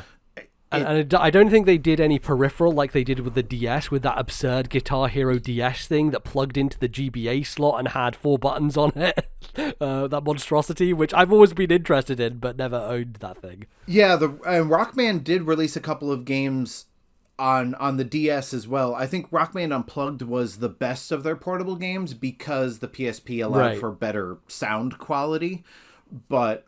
And the DLC. But yeah, like Rock Band, if you can find Rock Band 3 or Lego Rock Band on the DS, it plays pretty much the same. And it's a lot like the frequency and amplitude games that Harmonix had made before Rock Band. So you're playing it all with buttons. So you have, there's a piano simulator like rhythm game on the Switch that's very similar to this as well, if you've ever tried that. I can't remember the name of it, unfortunately, but yeah, those if you're into those types of games, those are really great games in those genres for those systems that mostly got overlooked because they weren't their big console counterparts. Yeah, those are all really good examples. I think Elite Beat Agents I also played quite late. Like I played it I think a couple of years ago and talked about it on the podcast, and I love that game. I think it is incredible and it's really really cool. But unless you're someone who knows what Uendon is, then it's very hard to like find what that series has been in the past, because it's not really around anymore, doesn't exist anymore. And yeah, even though GTA is like the biggest brand in the world, you're right. Chinatown Wars just kind of never gets talked about unless you're kind of deep into the type of communities that go back and play classic games like that. And I've always meant to play Chinatown Wars. And yes, seriously, Rockstar, put it on the Switch. Yeah, really do. Honestly, like don't put those terrible remakes that they released last year on the Switch. Go back and get that DS game. And also, I remember one of my friends playing a Game Boy GTA game back in the day. We were on a school trip, and he had like a top-down kind of Game Boy version of, it was like GTA 1 or 2, and I can't remember that series as well. But they remade GTA 1 and 2 on the Game Boy Color, and then they had Grand Theft Auto Advance on the GBA that was an original story set in the GTA 3 city, but that was also like a top-down sprite-based game. So yeah, and similar those to those original games. Yeah, having started in that series on the original PlayStation, like that's my GTA, Yeah, exactly. No, yeah, you started with that stuff, so I don't know how old you are, but I'm 40, so like I go back to Donkey Kong on the ColecoVision. So wow, goddamn, yeah, no, you have a good decade on me at least. So yeah, but I do remember those older GTA games in a lot of ways, and yeah, I would love to go back to Chinatown Wars at some point. Just trying to find a copy of it is probably quite hard at this point in time. For me, I guess the ones that stand out are generally ones that I haven't played yet. I think one of the interesting things about this question with hidden gems that you only just discover after the fact is because I've been following games for such a long time, and like I generally hear about stuff contemporaneously with when it comes out. So like there's some indie games, like there's a game called Ink that I love that is like a kind of 2D platformer that's almost Super Meat Boy-esque, but every time you jump you spray ink across the level to reveal where platforms are. It feels like this mix between Splatoon and Super Meat Boy, and it came out I think before Splatoon even existed. But that game I got recommended as a result of hearing Patrick Klepek when he was over at I think Giant Bomb talking about it, and that game had just come out around that time. So it is a hidden gem, but I did discover it at the time when it was relevant, so it's not really after the fact. I guess for me a lot of those would be games that are more in the classic like RPG sense on Super Nintendo stuff. Like they just announced Live Alive, the remake. I'd never heard of Live Alive before, right? Like that's a game that I really want to play, and that's coming out this year. So that's a good example of a hidden gem that I only just discovered this year, I guess, because they just announced it and I'd never heard of it before, but I haven't played it yet. And the same thing with games like the Quintet trilogy of action RPGs, so Soul Blazer, Illusion of Gaia, and Terranigma. I'm playing through all of those at the moment. So I finished Soul Blazer last year, currently playing through Illusion of Gaia, and hopefully we'll talk about that on the podcast soon. And then I'm going to get to Terranigma, but those are mythical kind of Super Nintendo action RPGs that I hadn't really heard of that much until I started paying attention to video game podcasts and listening to people talk about them. And a more recent one is Tomato Adventure, which is the first game that Alpha Dream made before Mario and Luigi. It was a Japan exclusive RPG. Oh yeah, I've heard about that. Like, it's really basically Mario and Luigi minus Mario and Luigi. Exactly, yeah. It was them kind of doing those ideas. And also, I think a lot of the combat draws from, like, WarioWare-style minigame stuff. And recently, Ben Hansen over at MinMax did a whole video thing about it, interviewed one of the creators. He played through the whole game himself for the first time. So it really brought to my attention. I'd heard of it before, but that's one that I really want to get to. So a lot of those are games that they're hidden gems that I've discovered after the fact, but I haven't still played them yet. I'm going to get to them, but I haven't got to them yet.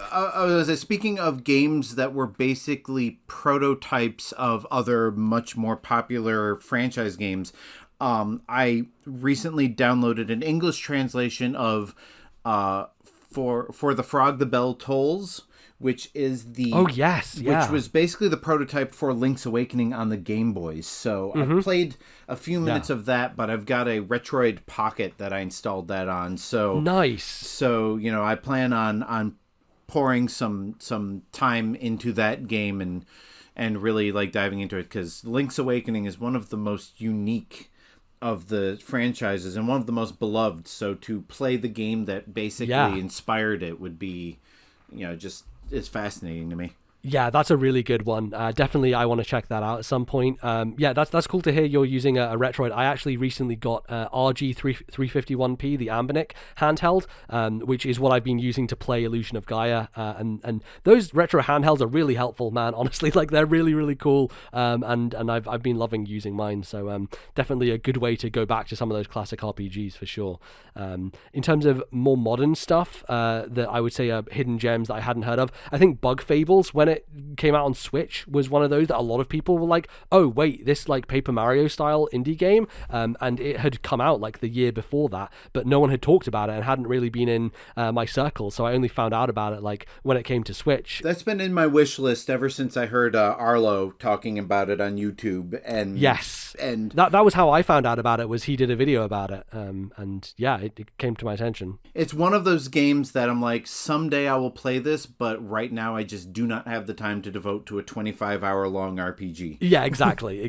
And it's great. That game is great. I really enjoyed playing it. And then a couple of others is the Guild series on 3DS, which I need to go and buy all the rest of those games because they're going to disappear very soon. But all of those like Attack of the Friday Monsters and Liberation Maiden, all of those games were ones that I had discovered around the time but haven't got around to, but I would consider them hidden gems. And also there's a platformer that came out last year that I don't think anyone really talked about, didn't hear anyone talk about it on podcasts or anything, called Flynn, Son of Crimson, which was on Game Pass day one but was also on Switch, and is a really solid side-scrolling action game, pixel art style, only 6 or so hours, really really fun time, has some great ideas, some great boss fights, and I would classify that as one that I just discovered when it came out, as opposed to in the past, but also a good hidden gem. You just reminded me of a retro pixel style side scroller, Sydney Hunter and the Curse of the Mayans.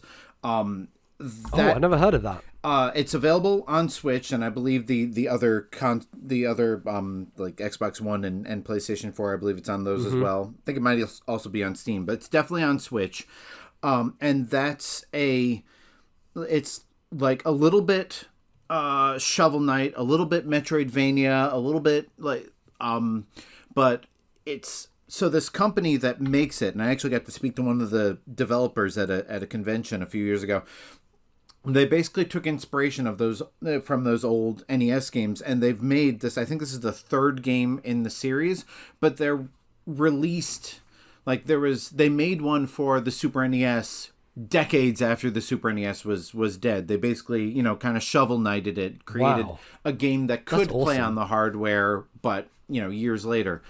But yeah, Sydney Hunter and the Curse of the Mines. If I had to pick one game that like probably nobody has ever heard of that I highly recommend, that's a good one. It goes on sale pretty frequently on the eShop, but it's only $20 when it isn't on sale, so it's not a huge investment. But if you like stuff like Shovel Knight, where, they basically take NES graphics, enhance them for modern systems, and give you refined versions of that style of gameplay, Sydney Hunter and Curse of the Mines is a good one to look into. That's awesome. Yeah, I've never heard of that, so I will definitely add that to my list and take a look. I think that is the definition of a hidden gem, is something that no one's ever heard of, which is great. On the other question, any games that you kind of held off on and didn't get, and now you can't get them anymore? For me, the big ones are stuff on GameCube and on Wii. So Fire Emblem Path of Radiance, I'm a huge Fire Emblem fan, and back in the day I only got the GBA games. I never got that on GameCube, and now it is impossibly expensive and like really hard to get, and I really hope Nintendo remasters that one day, because it's a really impossible to find game. And the other one is The Last Story on Wii, which I always was like, well, I love Xenoblade, and I was always interested in like checking out the other kind of Operation Rainfall game that The Last Story was, and it was I saw it for like 30 quid once, and I was like, I will go down in price, and now we're at a point where it's like hundreds of pounds, and it's just impossible to find, and I wish it would get re-released as well. But do you have any in particular that stand out? I was fortunate enough that during the N64 and GameCube and into the Wii era was a time when I had a lot of disposable income and free time. Right. So a lot of those games, like if I had any interest in them at all, I bought them. I do think there are probably some games that came out on WiiWare and on the 3DS eShop that I probably would have missed, that I probably missed out on, but don't know it yet. Certainly, like, yeah, you'll find out after the fact when people write their articles of, here are all the games you can't play anymore because Nintendo just shut the store down. That's definitely going to happen. I know, like, I've never really gotten into the Castlevania series, but I know that there was a remake of the Game Boy Castlevania game. Yes. I actually have that on my list. Yeah, Castlevania The Adventure Rebirth as well as Contra Rebirth are two games that I didn't really get into Castlevania or Contra until after the Wii Shop channel had been shut down. And then I realized, oh, there are these two games that I'm never going to get to play anymore because they're gone forever and they've not been re-released yet. So, yeah, that's a real shame. I think the Dolphin emulator can actually play ROMs of those games pretty well. So fortunately, we do have that. I'm definitely not a proponent of emulating games for systems that are currently active and you can easily go out and buy. But if it's a game that was on a system that they don't make anymore and the only way you get to play it is through emulation, you can literally not even buy this because it was a digital exclusive. So I fully support going and emulating these games because there's no way they don't exist anywhere else. So yeah, emulation is the only way we keep them alive. Exactly. Like this is gray market if there was one. Yeah, 100%. There's another WiiWare game that always comes to my mind is Nick's Quest that I always heard good things about. It was like a side-scrolling, almost like Kid Icarus thing where you had wings and you did platforming, but I believe that's also on Steam these days, so it's not gone forever, so you can access it. But I think it wasn't that good anyway, if I remember correctly.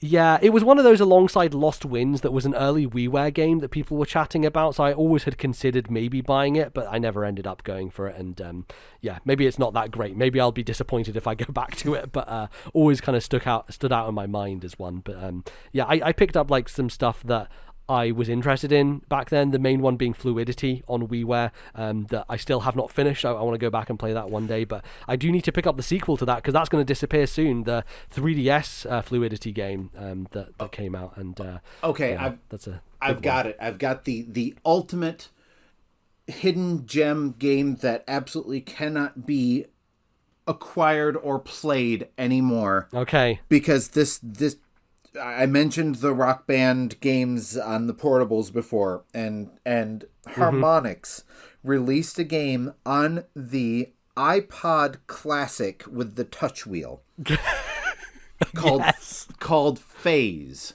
And what you could do is you could import songs from your iTunes library into Phase. It would create rhythm game levels out of them.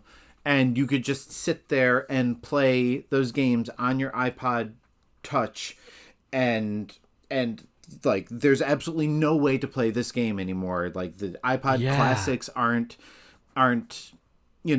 sold or supported anymore. The game hasn't been available for probably 15 years. There's no way to import the songs. The touch wheel doesn't exist on iPods anymore. So like this is a game that is definitely lost to its generation and hardware. And I lost count of just how many hours I would sit on break at work and just playing song after song after song on Phase. Yeah, that's definitely one of those where it was a time and place thing that I don't think can really be replicated anymore, especially with physical hardware like that. There probably is some sort of like iPod Touch emulator out there. I would imagine someone's done something with it, but it makes me think of like the N-Gage as well, right? Like the N-Gage games, the Tomb Raider one on there and all that stuff, that like who's gonna be able to play those anymore?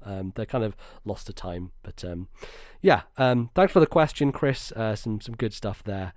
Let's head on to our next question from Declan from Montreal, and he says, hello there, Declan from Montreal here. I've been a long time listener from the start and recently thought I ought to get more involved and send in my first email. Well, thanks, Declan. I wanted to know what your guys' thoughts on Nintendo doing full game demos for Switch Online members in which you can play the entire game for free for a week while the game is also on sale. They've done it in the past for ARMS and have been doing it more frequently for Captain Toad and Monster Hunter Rise. Have you played any of these trials before? I'm happy I got the chance to play these games. However, I feel as if this system encourages Nintendo not to put their games on sale for more than their standard 33% off. I would love to own these games and would pick them up if they occasionally went to 50 to 75% off, but I feel like with these trials that is never going to happen. What are your thoughts? P.S. I love the podcast. Keep up the great work. Thanks, Declan. Well, thanks, Declan. Thanks for writing in. I don't know about you, Justin, but I have not really delved too much into the game trials from Nintendo. I think ARMS was the one that I did the most because I hadn't really intended to buy ARMS, and I played it a lot through their kind of pre-release demo and like play session things, like they did for Splatoon as well, the kind of like test things where it was online and you could hop on for a couple of hours and check it out. But yeah, I haven't really gone after these generally. What about you? So yeah, I didn't realize until the Monster Hunter Rise trial that these are like the whole game complete. Like these aren't demos. These aren't a segment of the game that's available. Like this is the whole game that you can play for free for a week. So I missed out on ARMS. I already owned Captain Toad on two systems. So, that didn't do anything for me. My friends have been trying to get me into Monster Hunter for years. It's not gonna happen. But but now that I know that this isn't just, hey, here's a 2-hour chunk of the game that you can play and then you can go and buy it. Like, hey, here's the entire game for free. If you've got enough ambition, you can totally really make progress in this game before you buy it or decide to buy it. Like, I'll definitely be taking advantage of these game trials more. I think it puts the Nintendo Switch Online more on par with something like Game Pass. Not nearly to the extent that Game Pass basically gives you full free games for as long as you have the service, but it is a nice way. Like, if they ever do ARMS again, I will definitely try it because, like you, ARMS is one of those games that I'm curious about, but have not been willing to commit, $40, $50, $60 to. Exactly. But, it's a great idea. I'd like to see Nintendo do more of it. Again, as I often say, Nintendo gonna Nintendo what Nintendo does, which basically means you can talk all you want about how Nintendo's online service should be more like Game Pass or PlayStation Now, but it's never going to be because it doesn't have to be. No. So yeah, but they make so much money not doing that, so why would they even attempt to? It is interesting stuff like Captain Toad, because I remember that being up for a week and I was like, you could just download and finish that thing in a week. Captain Toad's not that long of a game, it has a lot of levels to it, but if you, as you said, if you're dedicated enough, you can play through the whole thing and experience all of Captain Toad and then put it down and never play it again. And to be honest with you, that's how I am with a lot of games, just because I play so many different things and I move on from game to game so frequently. When I finish Kirby, when I'm done with that game, probably in less than a week's time, I probably won't pick it up again. So, if there's a case in the future where Kirby goes on this trial for 1 week, I would say to people, hey, maybe just do that and instead of buying the game, and if you're dedicated enough, you can finish the whole thing. Obviously it's different for games like Monster Hunter because those are hundreds of hours long and the entire point of them is to invest in them for a really extended period of time, and then just continue to play forever and ever and buy the DLC and all that stuff that they want you to do. And I think Nintendo might try and lean a bit more in that direction. It's easier with third-party stuff because a lot of their own online games are ones that they don't really want to give away that much for free. I can never see them doing this with Mario Kart, for example. Splatoon maybe, but there are certainly ones where I think for them, they definitely just want to get people straight into the door and buying the game.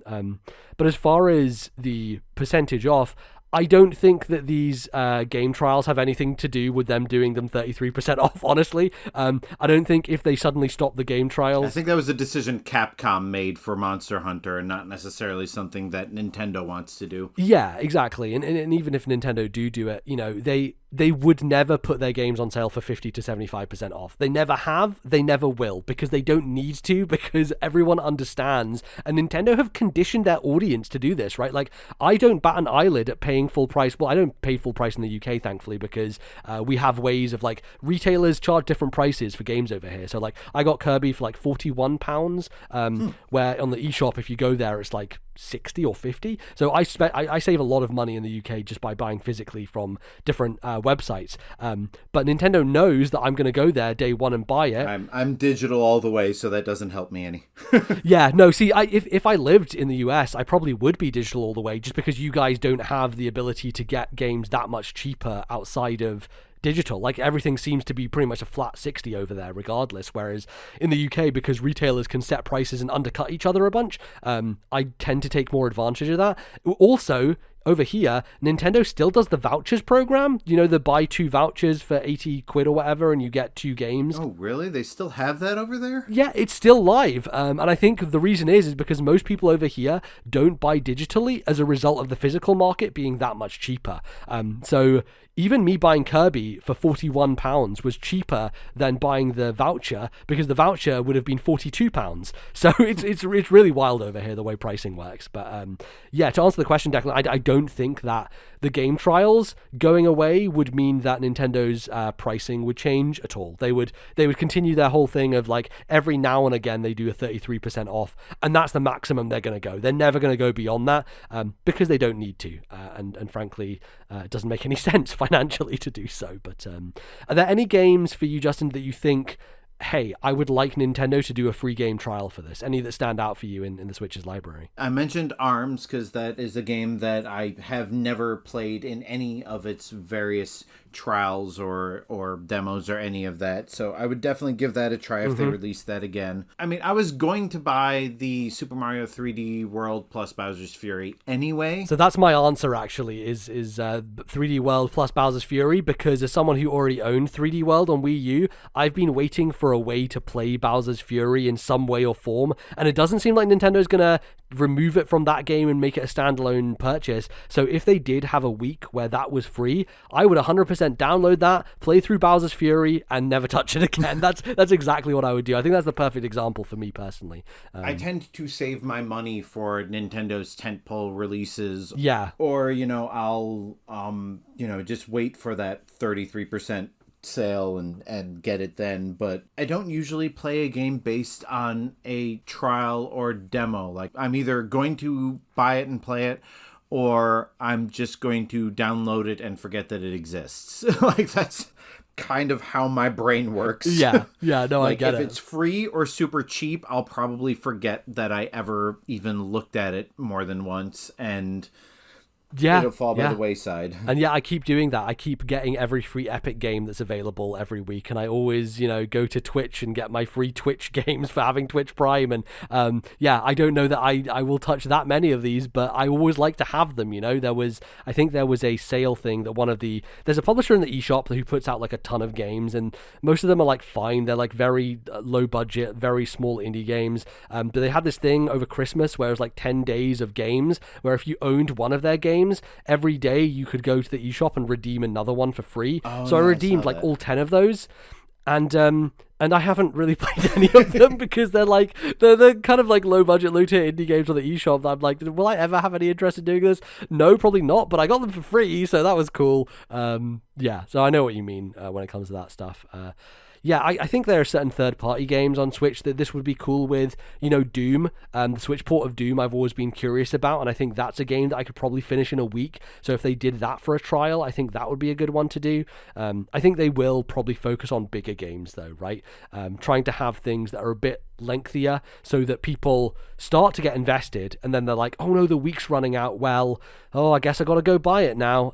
So stuff like Monster Hunter Stories 2, again, another Capcom game, another Monster Hunter game, but I was always interested a bit more in stories than I was in the regular Monster Hunter games, because they're more traditional RPGs, right? And that's what I'm more familiar with. So that's a good example, I think, of one that I might be interested in. But I think that they can definitely do a better job with these, and maybe make them a bit more enticing, alongside having reduction in pricing, maybe having some additional extra that you get for getting it in that period, or something along those lines, to maybe encourage people a bit more. But it's a cool thing, and it's a cool thing. It'll hopefully work for a lot of people. I don't think it'll work for me because that's just not how my brain works. Yeah, no, for sure.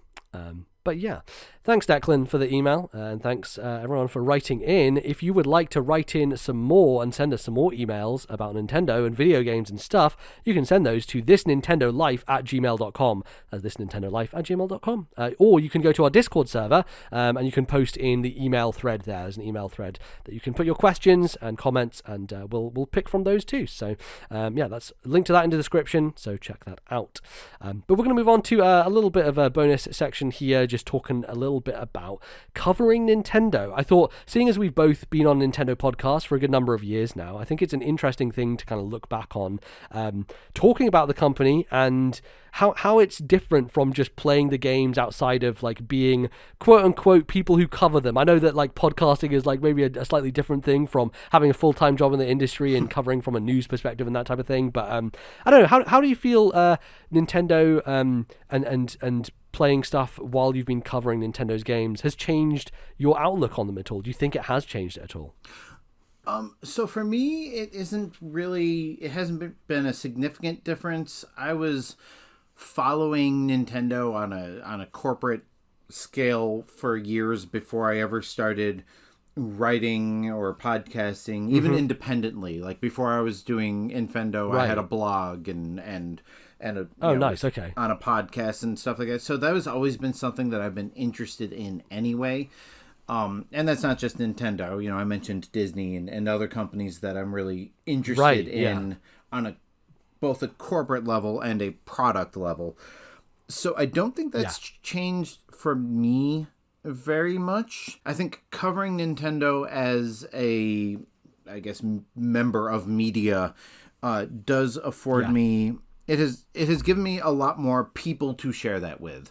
So like, having, ever since high school, college, whatever, like I don't have friends that I hang out with anymore. So having this as a social outlet has really helped me. Like I probably wouldn't have people to play Mario Kart with if it weren't for me doing a podcast, because I have my co-hosts. I have some of our listeners who we've become friends with and stuff like that. So, on a social level, I think it's changed a lot. But as far as my interest in the industry and the company and it's going on anyway, that was always stuff that I followed just as a personal interest. Yeah, same here. I've always been interested in Nintendo from that perspective. I don't think I got deep into it until around when I started university, like 10 or so years ago. That's when I started listening to podcasts and following the industry on like a bigger scale. And I think I would still always be doing that regardless, right? Even if we stopped doing the podcast tomorrow,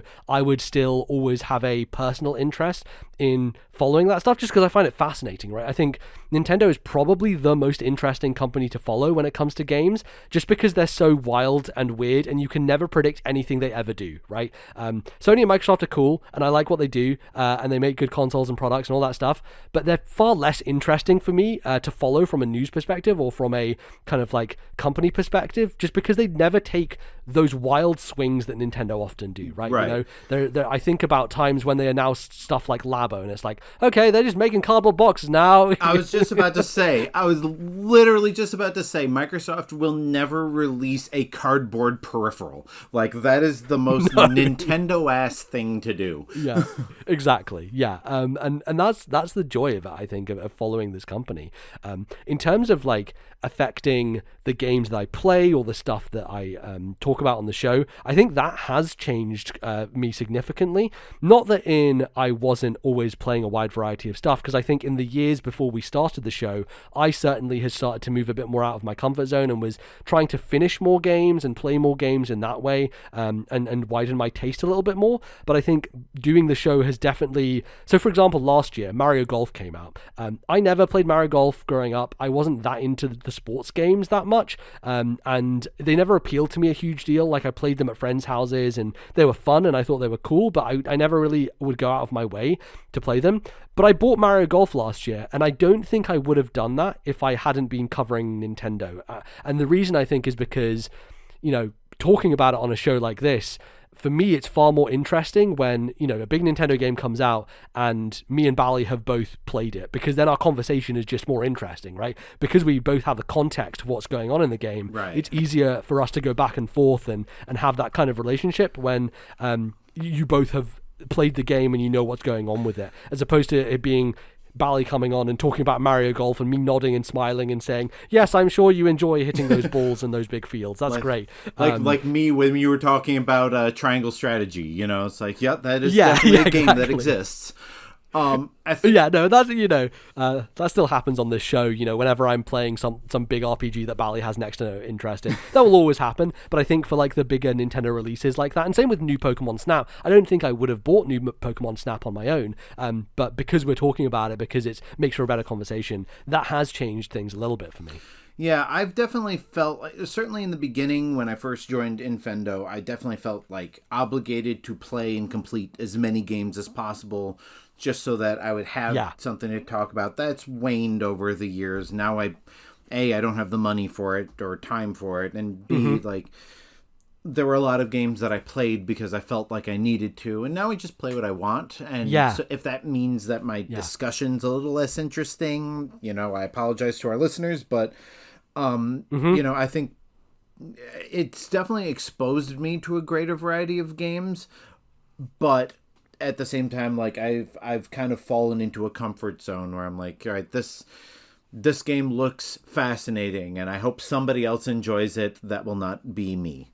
Yeah, no, for sure. And I do think that at the end of the day, right, when it comes down to, what you're playing and stuff on a podcast, I think people are coming there to listen to you talk about it because they like the personalities and the people on the show. So I don't think it necessarily matters, but I think for me, it's more of a self-imposed thing of like, oh, I want to always have something new to talk about, just because that's what I personally am interested in. But I can certainly see a future where, we get busy and we get families and all that stuff, and it changes your outlook, right? It changes like how you approach playing games and what you play and when you play, and whether it's always relevant or whether it's always not. I think it's always still interesting because you're still kind of covering the company from the perspective of always seeing what they're talking about and kind of what news they have and that type of thing.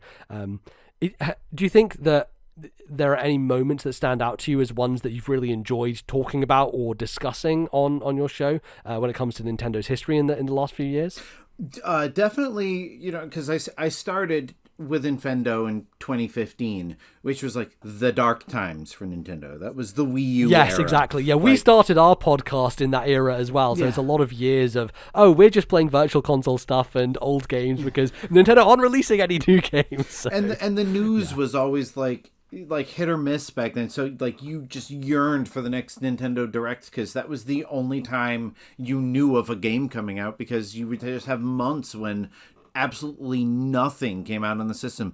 So that was really an interesting time. Maybe not like it was an interesting time from a looking back on it, because the gaming landscape for Nintendo was not interesting in itself, but that what is on the horizon, like what random thing will Nintendo come up with that will change gaming for a few months, that was always interesting stuff. Like, we mentioned Labo and, Amiibo and, what other weird things, the Wii Fit and, trying to think of any weird peripherals that came out on the Wii U besides the Wii U itself. But yeah, I guess Amiibo and that entire thing was happening during that era. So, but I wouldn't say that like Amiibo was this like single announcement thing. It just kind of slowly drip fed and happened over a period of time. But yeah, there's definitely like certain moments that stand out. The Switch reveal being a big one, of course, like when they went up on stage. And the NX rumors leading up to the Switch reveal.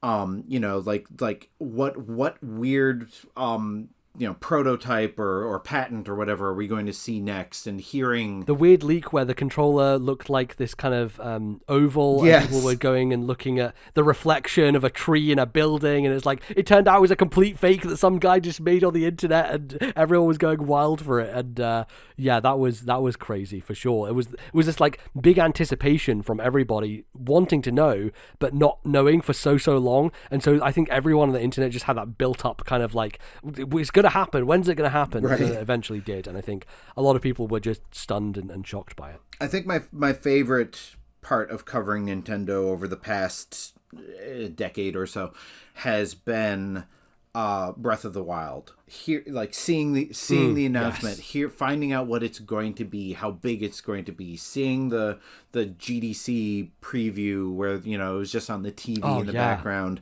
and then finally sitting down and playing it, and just for the next 6 months to a year, like especially on the podcast, like we all had stories. Like it was one of those games where everybody's experience was slightly different, and you learned something from internet videos or discussions with friends. We had a whole chat open in Discord where we talked about our experiences with Breath of the Wild, and somebody were like, oh my god, I went to this part of the map and I saw this thing, and somebody was like, oh my god, I can't believe, what are you talking about? I never saw that. Or somebody else was like, yeah, I saw that last week. Like, just that, for being a massive isolated single player game, it created this community around it that's still going strong today of, look at all this stuff that this game can do that you probably never knew that it could do. And the first 6 months to a year of that were just fascinating. Trying to find out as much as I could without spoiling anything at the same time was exciting to me. Yeah, I agree. I think I remember like telling stories on the podcast about Breath of the Wild, and I was like, these feel like real memories that I've really had in my life, as opposed to this video game that I've played. And that's a special thing, right? Like, you're telling this story of what you did and where you went and how you overcame this obstacle through creative thinking, and you just had this idea and then it worked and then it was crazy. And like, that is really one of the most treasured experience, I think, of covering Nintendo, is that game, right? I think that game represented such a important moment because it felt like, okay, Nintendo can be the top of the industry again when it comes to video games, right? Like, they can make genre-defining, industry-defining works. And I think going through the Switch's life cycle from that point forward, everyone had high expectations because of what Breath of the Wild had achieved. And, even now today, like, Nintendo are still making games that a lot of people will say are the best in the series so far. I would argue that about Kirby and the Forgotten Land, right? Like, that game already, for me, is my favorite Kirby game. Super Mario Odyssey, I think, is the best 3D Mario game since 64. Like, and I love Sunshine, and I enjoyed Galaxy, but none of them really hooked me the way Odyssey did. Yeah, exactly. There are other moments for me that stand out. I think actually last year's E3 was a big one for this show, just because we have been clamoring for certain series for a very long time. I am well known as someone who loves 2D Metroid and has been waiting for a sequel for Fusion for pretty much my entire life since that game came out. And so when Dread got announced, I lost my mind. It was an incredible moment, and I was so thrilled to be able to talk about that. And same for Bally, is that Advance Wars is a series he's loved for years and years. Nintendo ignore it. Intelligent Systems just makes 20 Fire Emblem games and doesn't do anything with Advance Wars. And all of a sudden they announced that Advance Wars is coming back as well. So that, I think, was a really special one for us, because those are two kind of big tentpole franchises that we both identify with, and they both just came back in a massive way, and that was awesome. I think that's, like, those individual moments really stick out to me. Yeah, and the massive way is, like, the really big thing. Like, the way the games on the Switch have changed Nintendo's franchises. Like, Zelda has always been, like, as much as they've tried to promote it and they've poured lots of time and money into the games, it's always been, like, financially a second or maybe even third tier franchise for them. Metroid, third tier at best for Nintendo as like a financial thing. And to see these franchises just come out and explode is just exciting as somebody who's been playing these games since the 80s, and and always excited to see the next version of it, to see suddenly there's a whole new community around these franchises that I've loved for years and have always kind of sat by the wayside or been kind of ignored by the people, like, oh no, that's not my Zelda, that's not my Metroid, I want one of these. To see them kind of reinvent themselves, but also reincorporate all those traditional elements that I grew up with and then be immensely successful because of it, is first of all, something I never expected. Like, I never expected Metroid Dread. I never expected Metroid Dread to be the biggest selling game of the franchise ever, and revitalize this franchise that I think we all thought was pretty much dead, except for the 5% of gamers who actually cared. And yeah, like, Nintendo in the past decade has gone through so many hills and valleys, and to be kind of riding this wave, like, there's still things I don't like about the way the companies run. There's still things I don't like about how they release games. Yeah. Like, there's always going to be those kind of nagging, things about Nintendo or any franchise or company, really. But I think this is the first time in decades that Nintendo has both been immensely successful and also not resting on their laurels, because Nintendo's been known to, when they're doing well, to just kind of ride the wave and just be like, all right, well, we're doing well now, so let's sit back and let this happen. And then the next console comes out and it just dive bombs because they thought, let's do more of the same, and it didn't work. And I think I don't know where Nintendo, as far as hardware, can go from here. I don't think a iteration of the Switch is necessarily a bad idea, but no, I think it's we've seen probably the most likely thing. Oh yeah, but we've seen, like, when it went from N64 to GameCube, the GameCube was less successful. When it went from Wii to Wii U, the Wii U was less successful. DS to 3DS, the 3DS was less successful. Even like NES to Super NES. Super NES was a big system, but it wasn't as big as the NES. So, like, I'm excited to see what the next system is going to be. I'm afraid it's not going to be as exciting as the Switch was, but at the same time, the Switch is so industry defining right now that if it's more of the same, I don't think that could possibly be a bad thing. Yeah, I agree. I think we're at a point now where it's so big and mainstream. I think everyone knows it in a way that allows them to take that name forward and, like, make a more powerful piece of hardware that, undoubtedly there will be some weird Nintendo thing about it, right? Like, there always is. There's always going to be a caveat of, like, now the Joy-Cons will, I don't know, turn into a phone as well, and now that's how you do voice chat, is you take the Joy-Cons on and attach them to your earlobes, and now you're chatting on voice over to your friends, right? Nintendo will always... I do miss having a speaker in my controller. I will admit that. Yeah.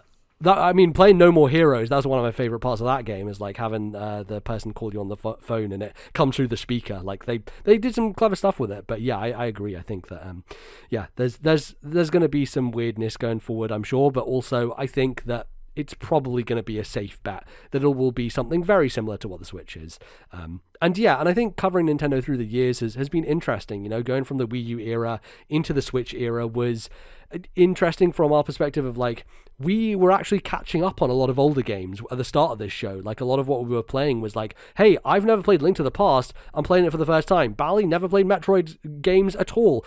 Every Metroid game he's ever played is in the history of the show, right? So there's a really interesting kind of, like, history that we went through, like, during that period when Nintendo weren't really putting out that much, so we could catch up and we could play some older games and get involved again. So I think it was really cool from that perspective of being able to become experts, I guess, at Nintendo's back catalogue during the years where things were less busy. Now the years where things are busy, we're on top of it and we're playing all the new stuff that's coming out. So it's changed greatly, but the silver lining of failure. Exactly. Yeah, totally. So I wouldn't mind, Nintendo, if you have another failure of a console, because then my backlog can actually breathe and I can get through some older games again.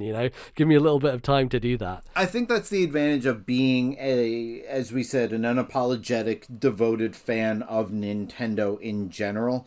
And unfortunately, that doesn't bode well for Nintendo as a company or in the industry, but as being somebody who will definitely buy the next Nintendo hardware, the next Nintendo franchise, no matter what it is. Exactly. I'm there day one regardless. We can be the the ones who sing the praises of the things that nobody's ever heard of. Look, Tokyo Mirage Sessions, no one played that on Wii. I guess no one really played it on Switch either, because I think that is one of the rare cases where that re-release happened and it didn't even do that well. So I don't know. Maybe that will just be my own experience that not many people got to. But anyway, yeah. So yeah, I think it's been a really interesting time, and I'm excited for the future of covering Nintendo. As you said, like what it is they're going to do next, who knows? And excited for E3 this year if they show off some more Breath of the Wild 2, which I think is inevitable, and where the hell Metro Prime 4 is, who knows? But it's always interesting, always fascinating following the company. So yeah. All right, well, I think that's just about going to wrap us up here on the show. Justin, thanks so much for coming on, man, and co-hosting with me. Yeah, thanks so much for having me. Like I said, this has been one of my favorite podcasts, so it's a pleasure to join in on it. Feel free to reach out to me if you need a co-host in the future. Same thing with Infendo. Absolutely, You're welcome to join us. I know the time difference is a bit hairy because we record at night, and that's like after midnight for you, but yes, but yeah, like it's been a pleasure. And if anybody out there who's enjoyed listening to me, come listen to Infendo Radio. Yeah, plug yourself. Where can people find you on Twitter, and where can they find your shows and stuff? And as you mentioned, your kind of other shows as well. Yeah, so definitely listen to Infendo Radio, and listen to me with my other co-hosts. You can follow me on Twitter at InfendoJustin. I also, as I mentioned before, do stuff about Disney and Disney World. I have a website, thedisneyparkbench.com. It's been languishing for a few months because of personal things in my life, but I'm working on getting new content out on that. We also have a podcast for that, the Disney Park Bench podcast, which I plan on getting back off the ground shortly. So, check those out. And you can follow my Disney tweets at Utilidork, UTILIDORK. Oh, you have a separate Disney-focused Twitter as well. Oh, yes, and I try and segment my my Twitter personalities, I suppose, as much as possible, but yes. my Infendo podcast has take your interests and separate them into different Twitter accounts, so you can be that entirety of that focus on that Twitter account. That's good. I enjoy that. My Infendo Twitter account has kind of become my Star Wars Twitter account lately, so that does happen occasionally, but so no, you just need to make a third Twitter account that is Star Wars, Justin. That's it. You just need to make an extra one to cover all the bases. You say that as if I don't already have at least 5 Twitter accounts, but okay, yeah. Who knows? No, this is the challenge for the listener. Can you find all of Justin's secret Twitter accounts? That might not be the best idea, but no. But yeah, definitely. Check out Infendo Radio. And go to Infendo.com. We haven't written on it very much lately, but you'll find, a backlog of our blogs on there and reviews. And at Infendo Justin to follow me. You can follow my co-hosts. They announce their Twitter handles on the podcast as well. At Infendo Eugene, at Gentis1. And yeah, it's been a pleasure being on the show, and like I said, you're welcome to join ours at any point if you want and plug This Nintendo Life. Absolutely. I'll definitely be plugging this podcast on our next episode, so it's been fun. Yeah, for sure. Obviously you can find us all over the place. You can go and download us from various places. We're on Spotify, we're on Stitcher. I think you can still rate us on Spotify now. I don't know if that's gone away from just mobile, but I think it was just mobile. You could rate people on Spotify now, but you can go review the show over there as well as on Apple Podcasts.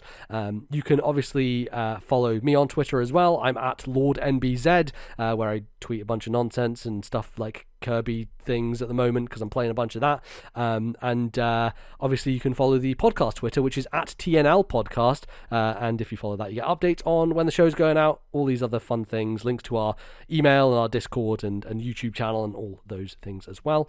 And also, if you would like to support the show on Patreon, you can go to patreon.com/ThisNintendoLife, where you can get some bonus episodes. And if you are missing Bally, we actually did a bonus episode that we had pre-recorded that went up earlier this month. It is our top top 5 games that we need to play. So that's a list where we kind of go through games that we haven't played yet, and we decide, yes, we need to play them. Sorry, getting a bit choked up there just thinking about all these games I have to play. But yes, they are. It's a fun listen, and we did that all before Bally was having a baby, but now he has one. So that's fun. So yes, and we'd love to thank some of our patrons, our $10 tier supporters. They are Zach S, Atari Alex, Thomas, Matthew, and of course Bally's wife Caroline. And yeah, you can go and check Bally's Twitter, because I think he recently posted a photo for you to go see how they're doing very well. And yeah, the good little lad there. Had to chance to meet him. He talked my ear off, just going non-stop as this 6-day-old child, and that was great fun. So awesome. Well, I think that just about wraps things up for us. You can come back in a couple of weeks' time and listen again when we'll have another show. I don't know if Bally will be back or not, but we'll see. We'll see what happens. But until then, thanks everybody for listening, and thanks again, Justin, for coming on, and we'll see you next time. Bye-bye, folks.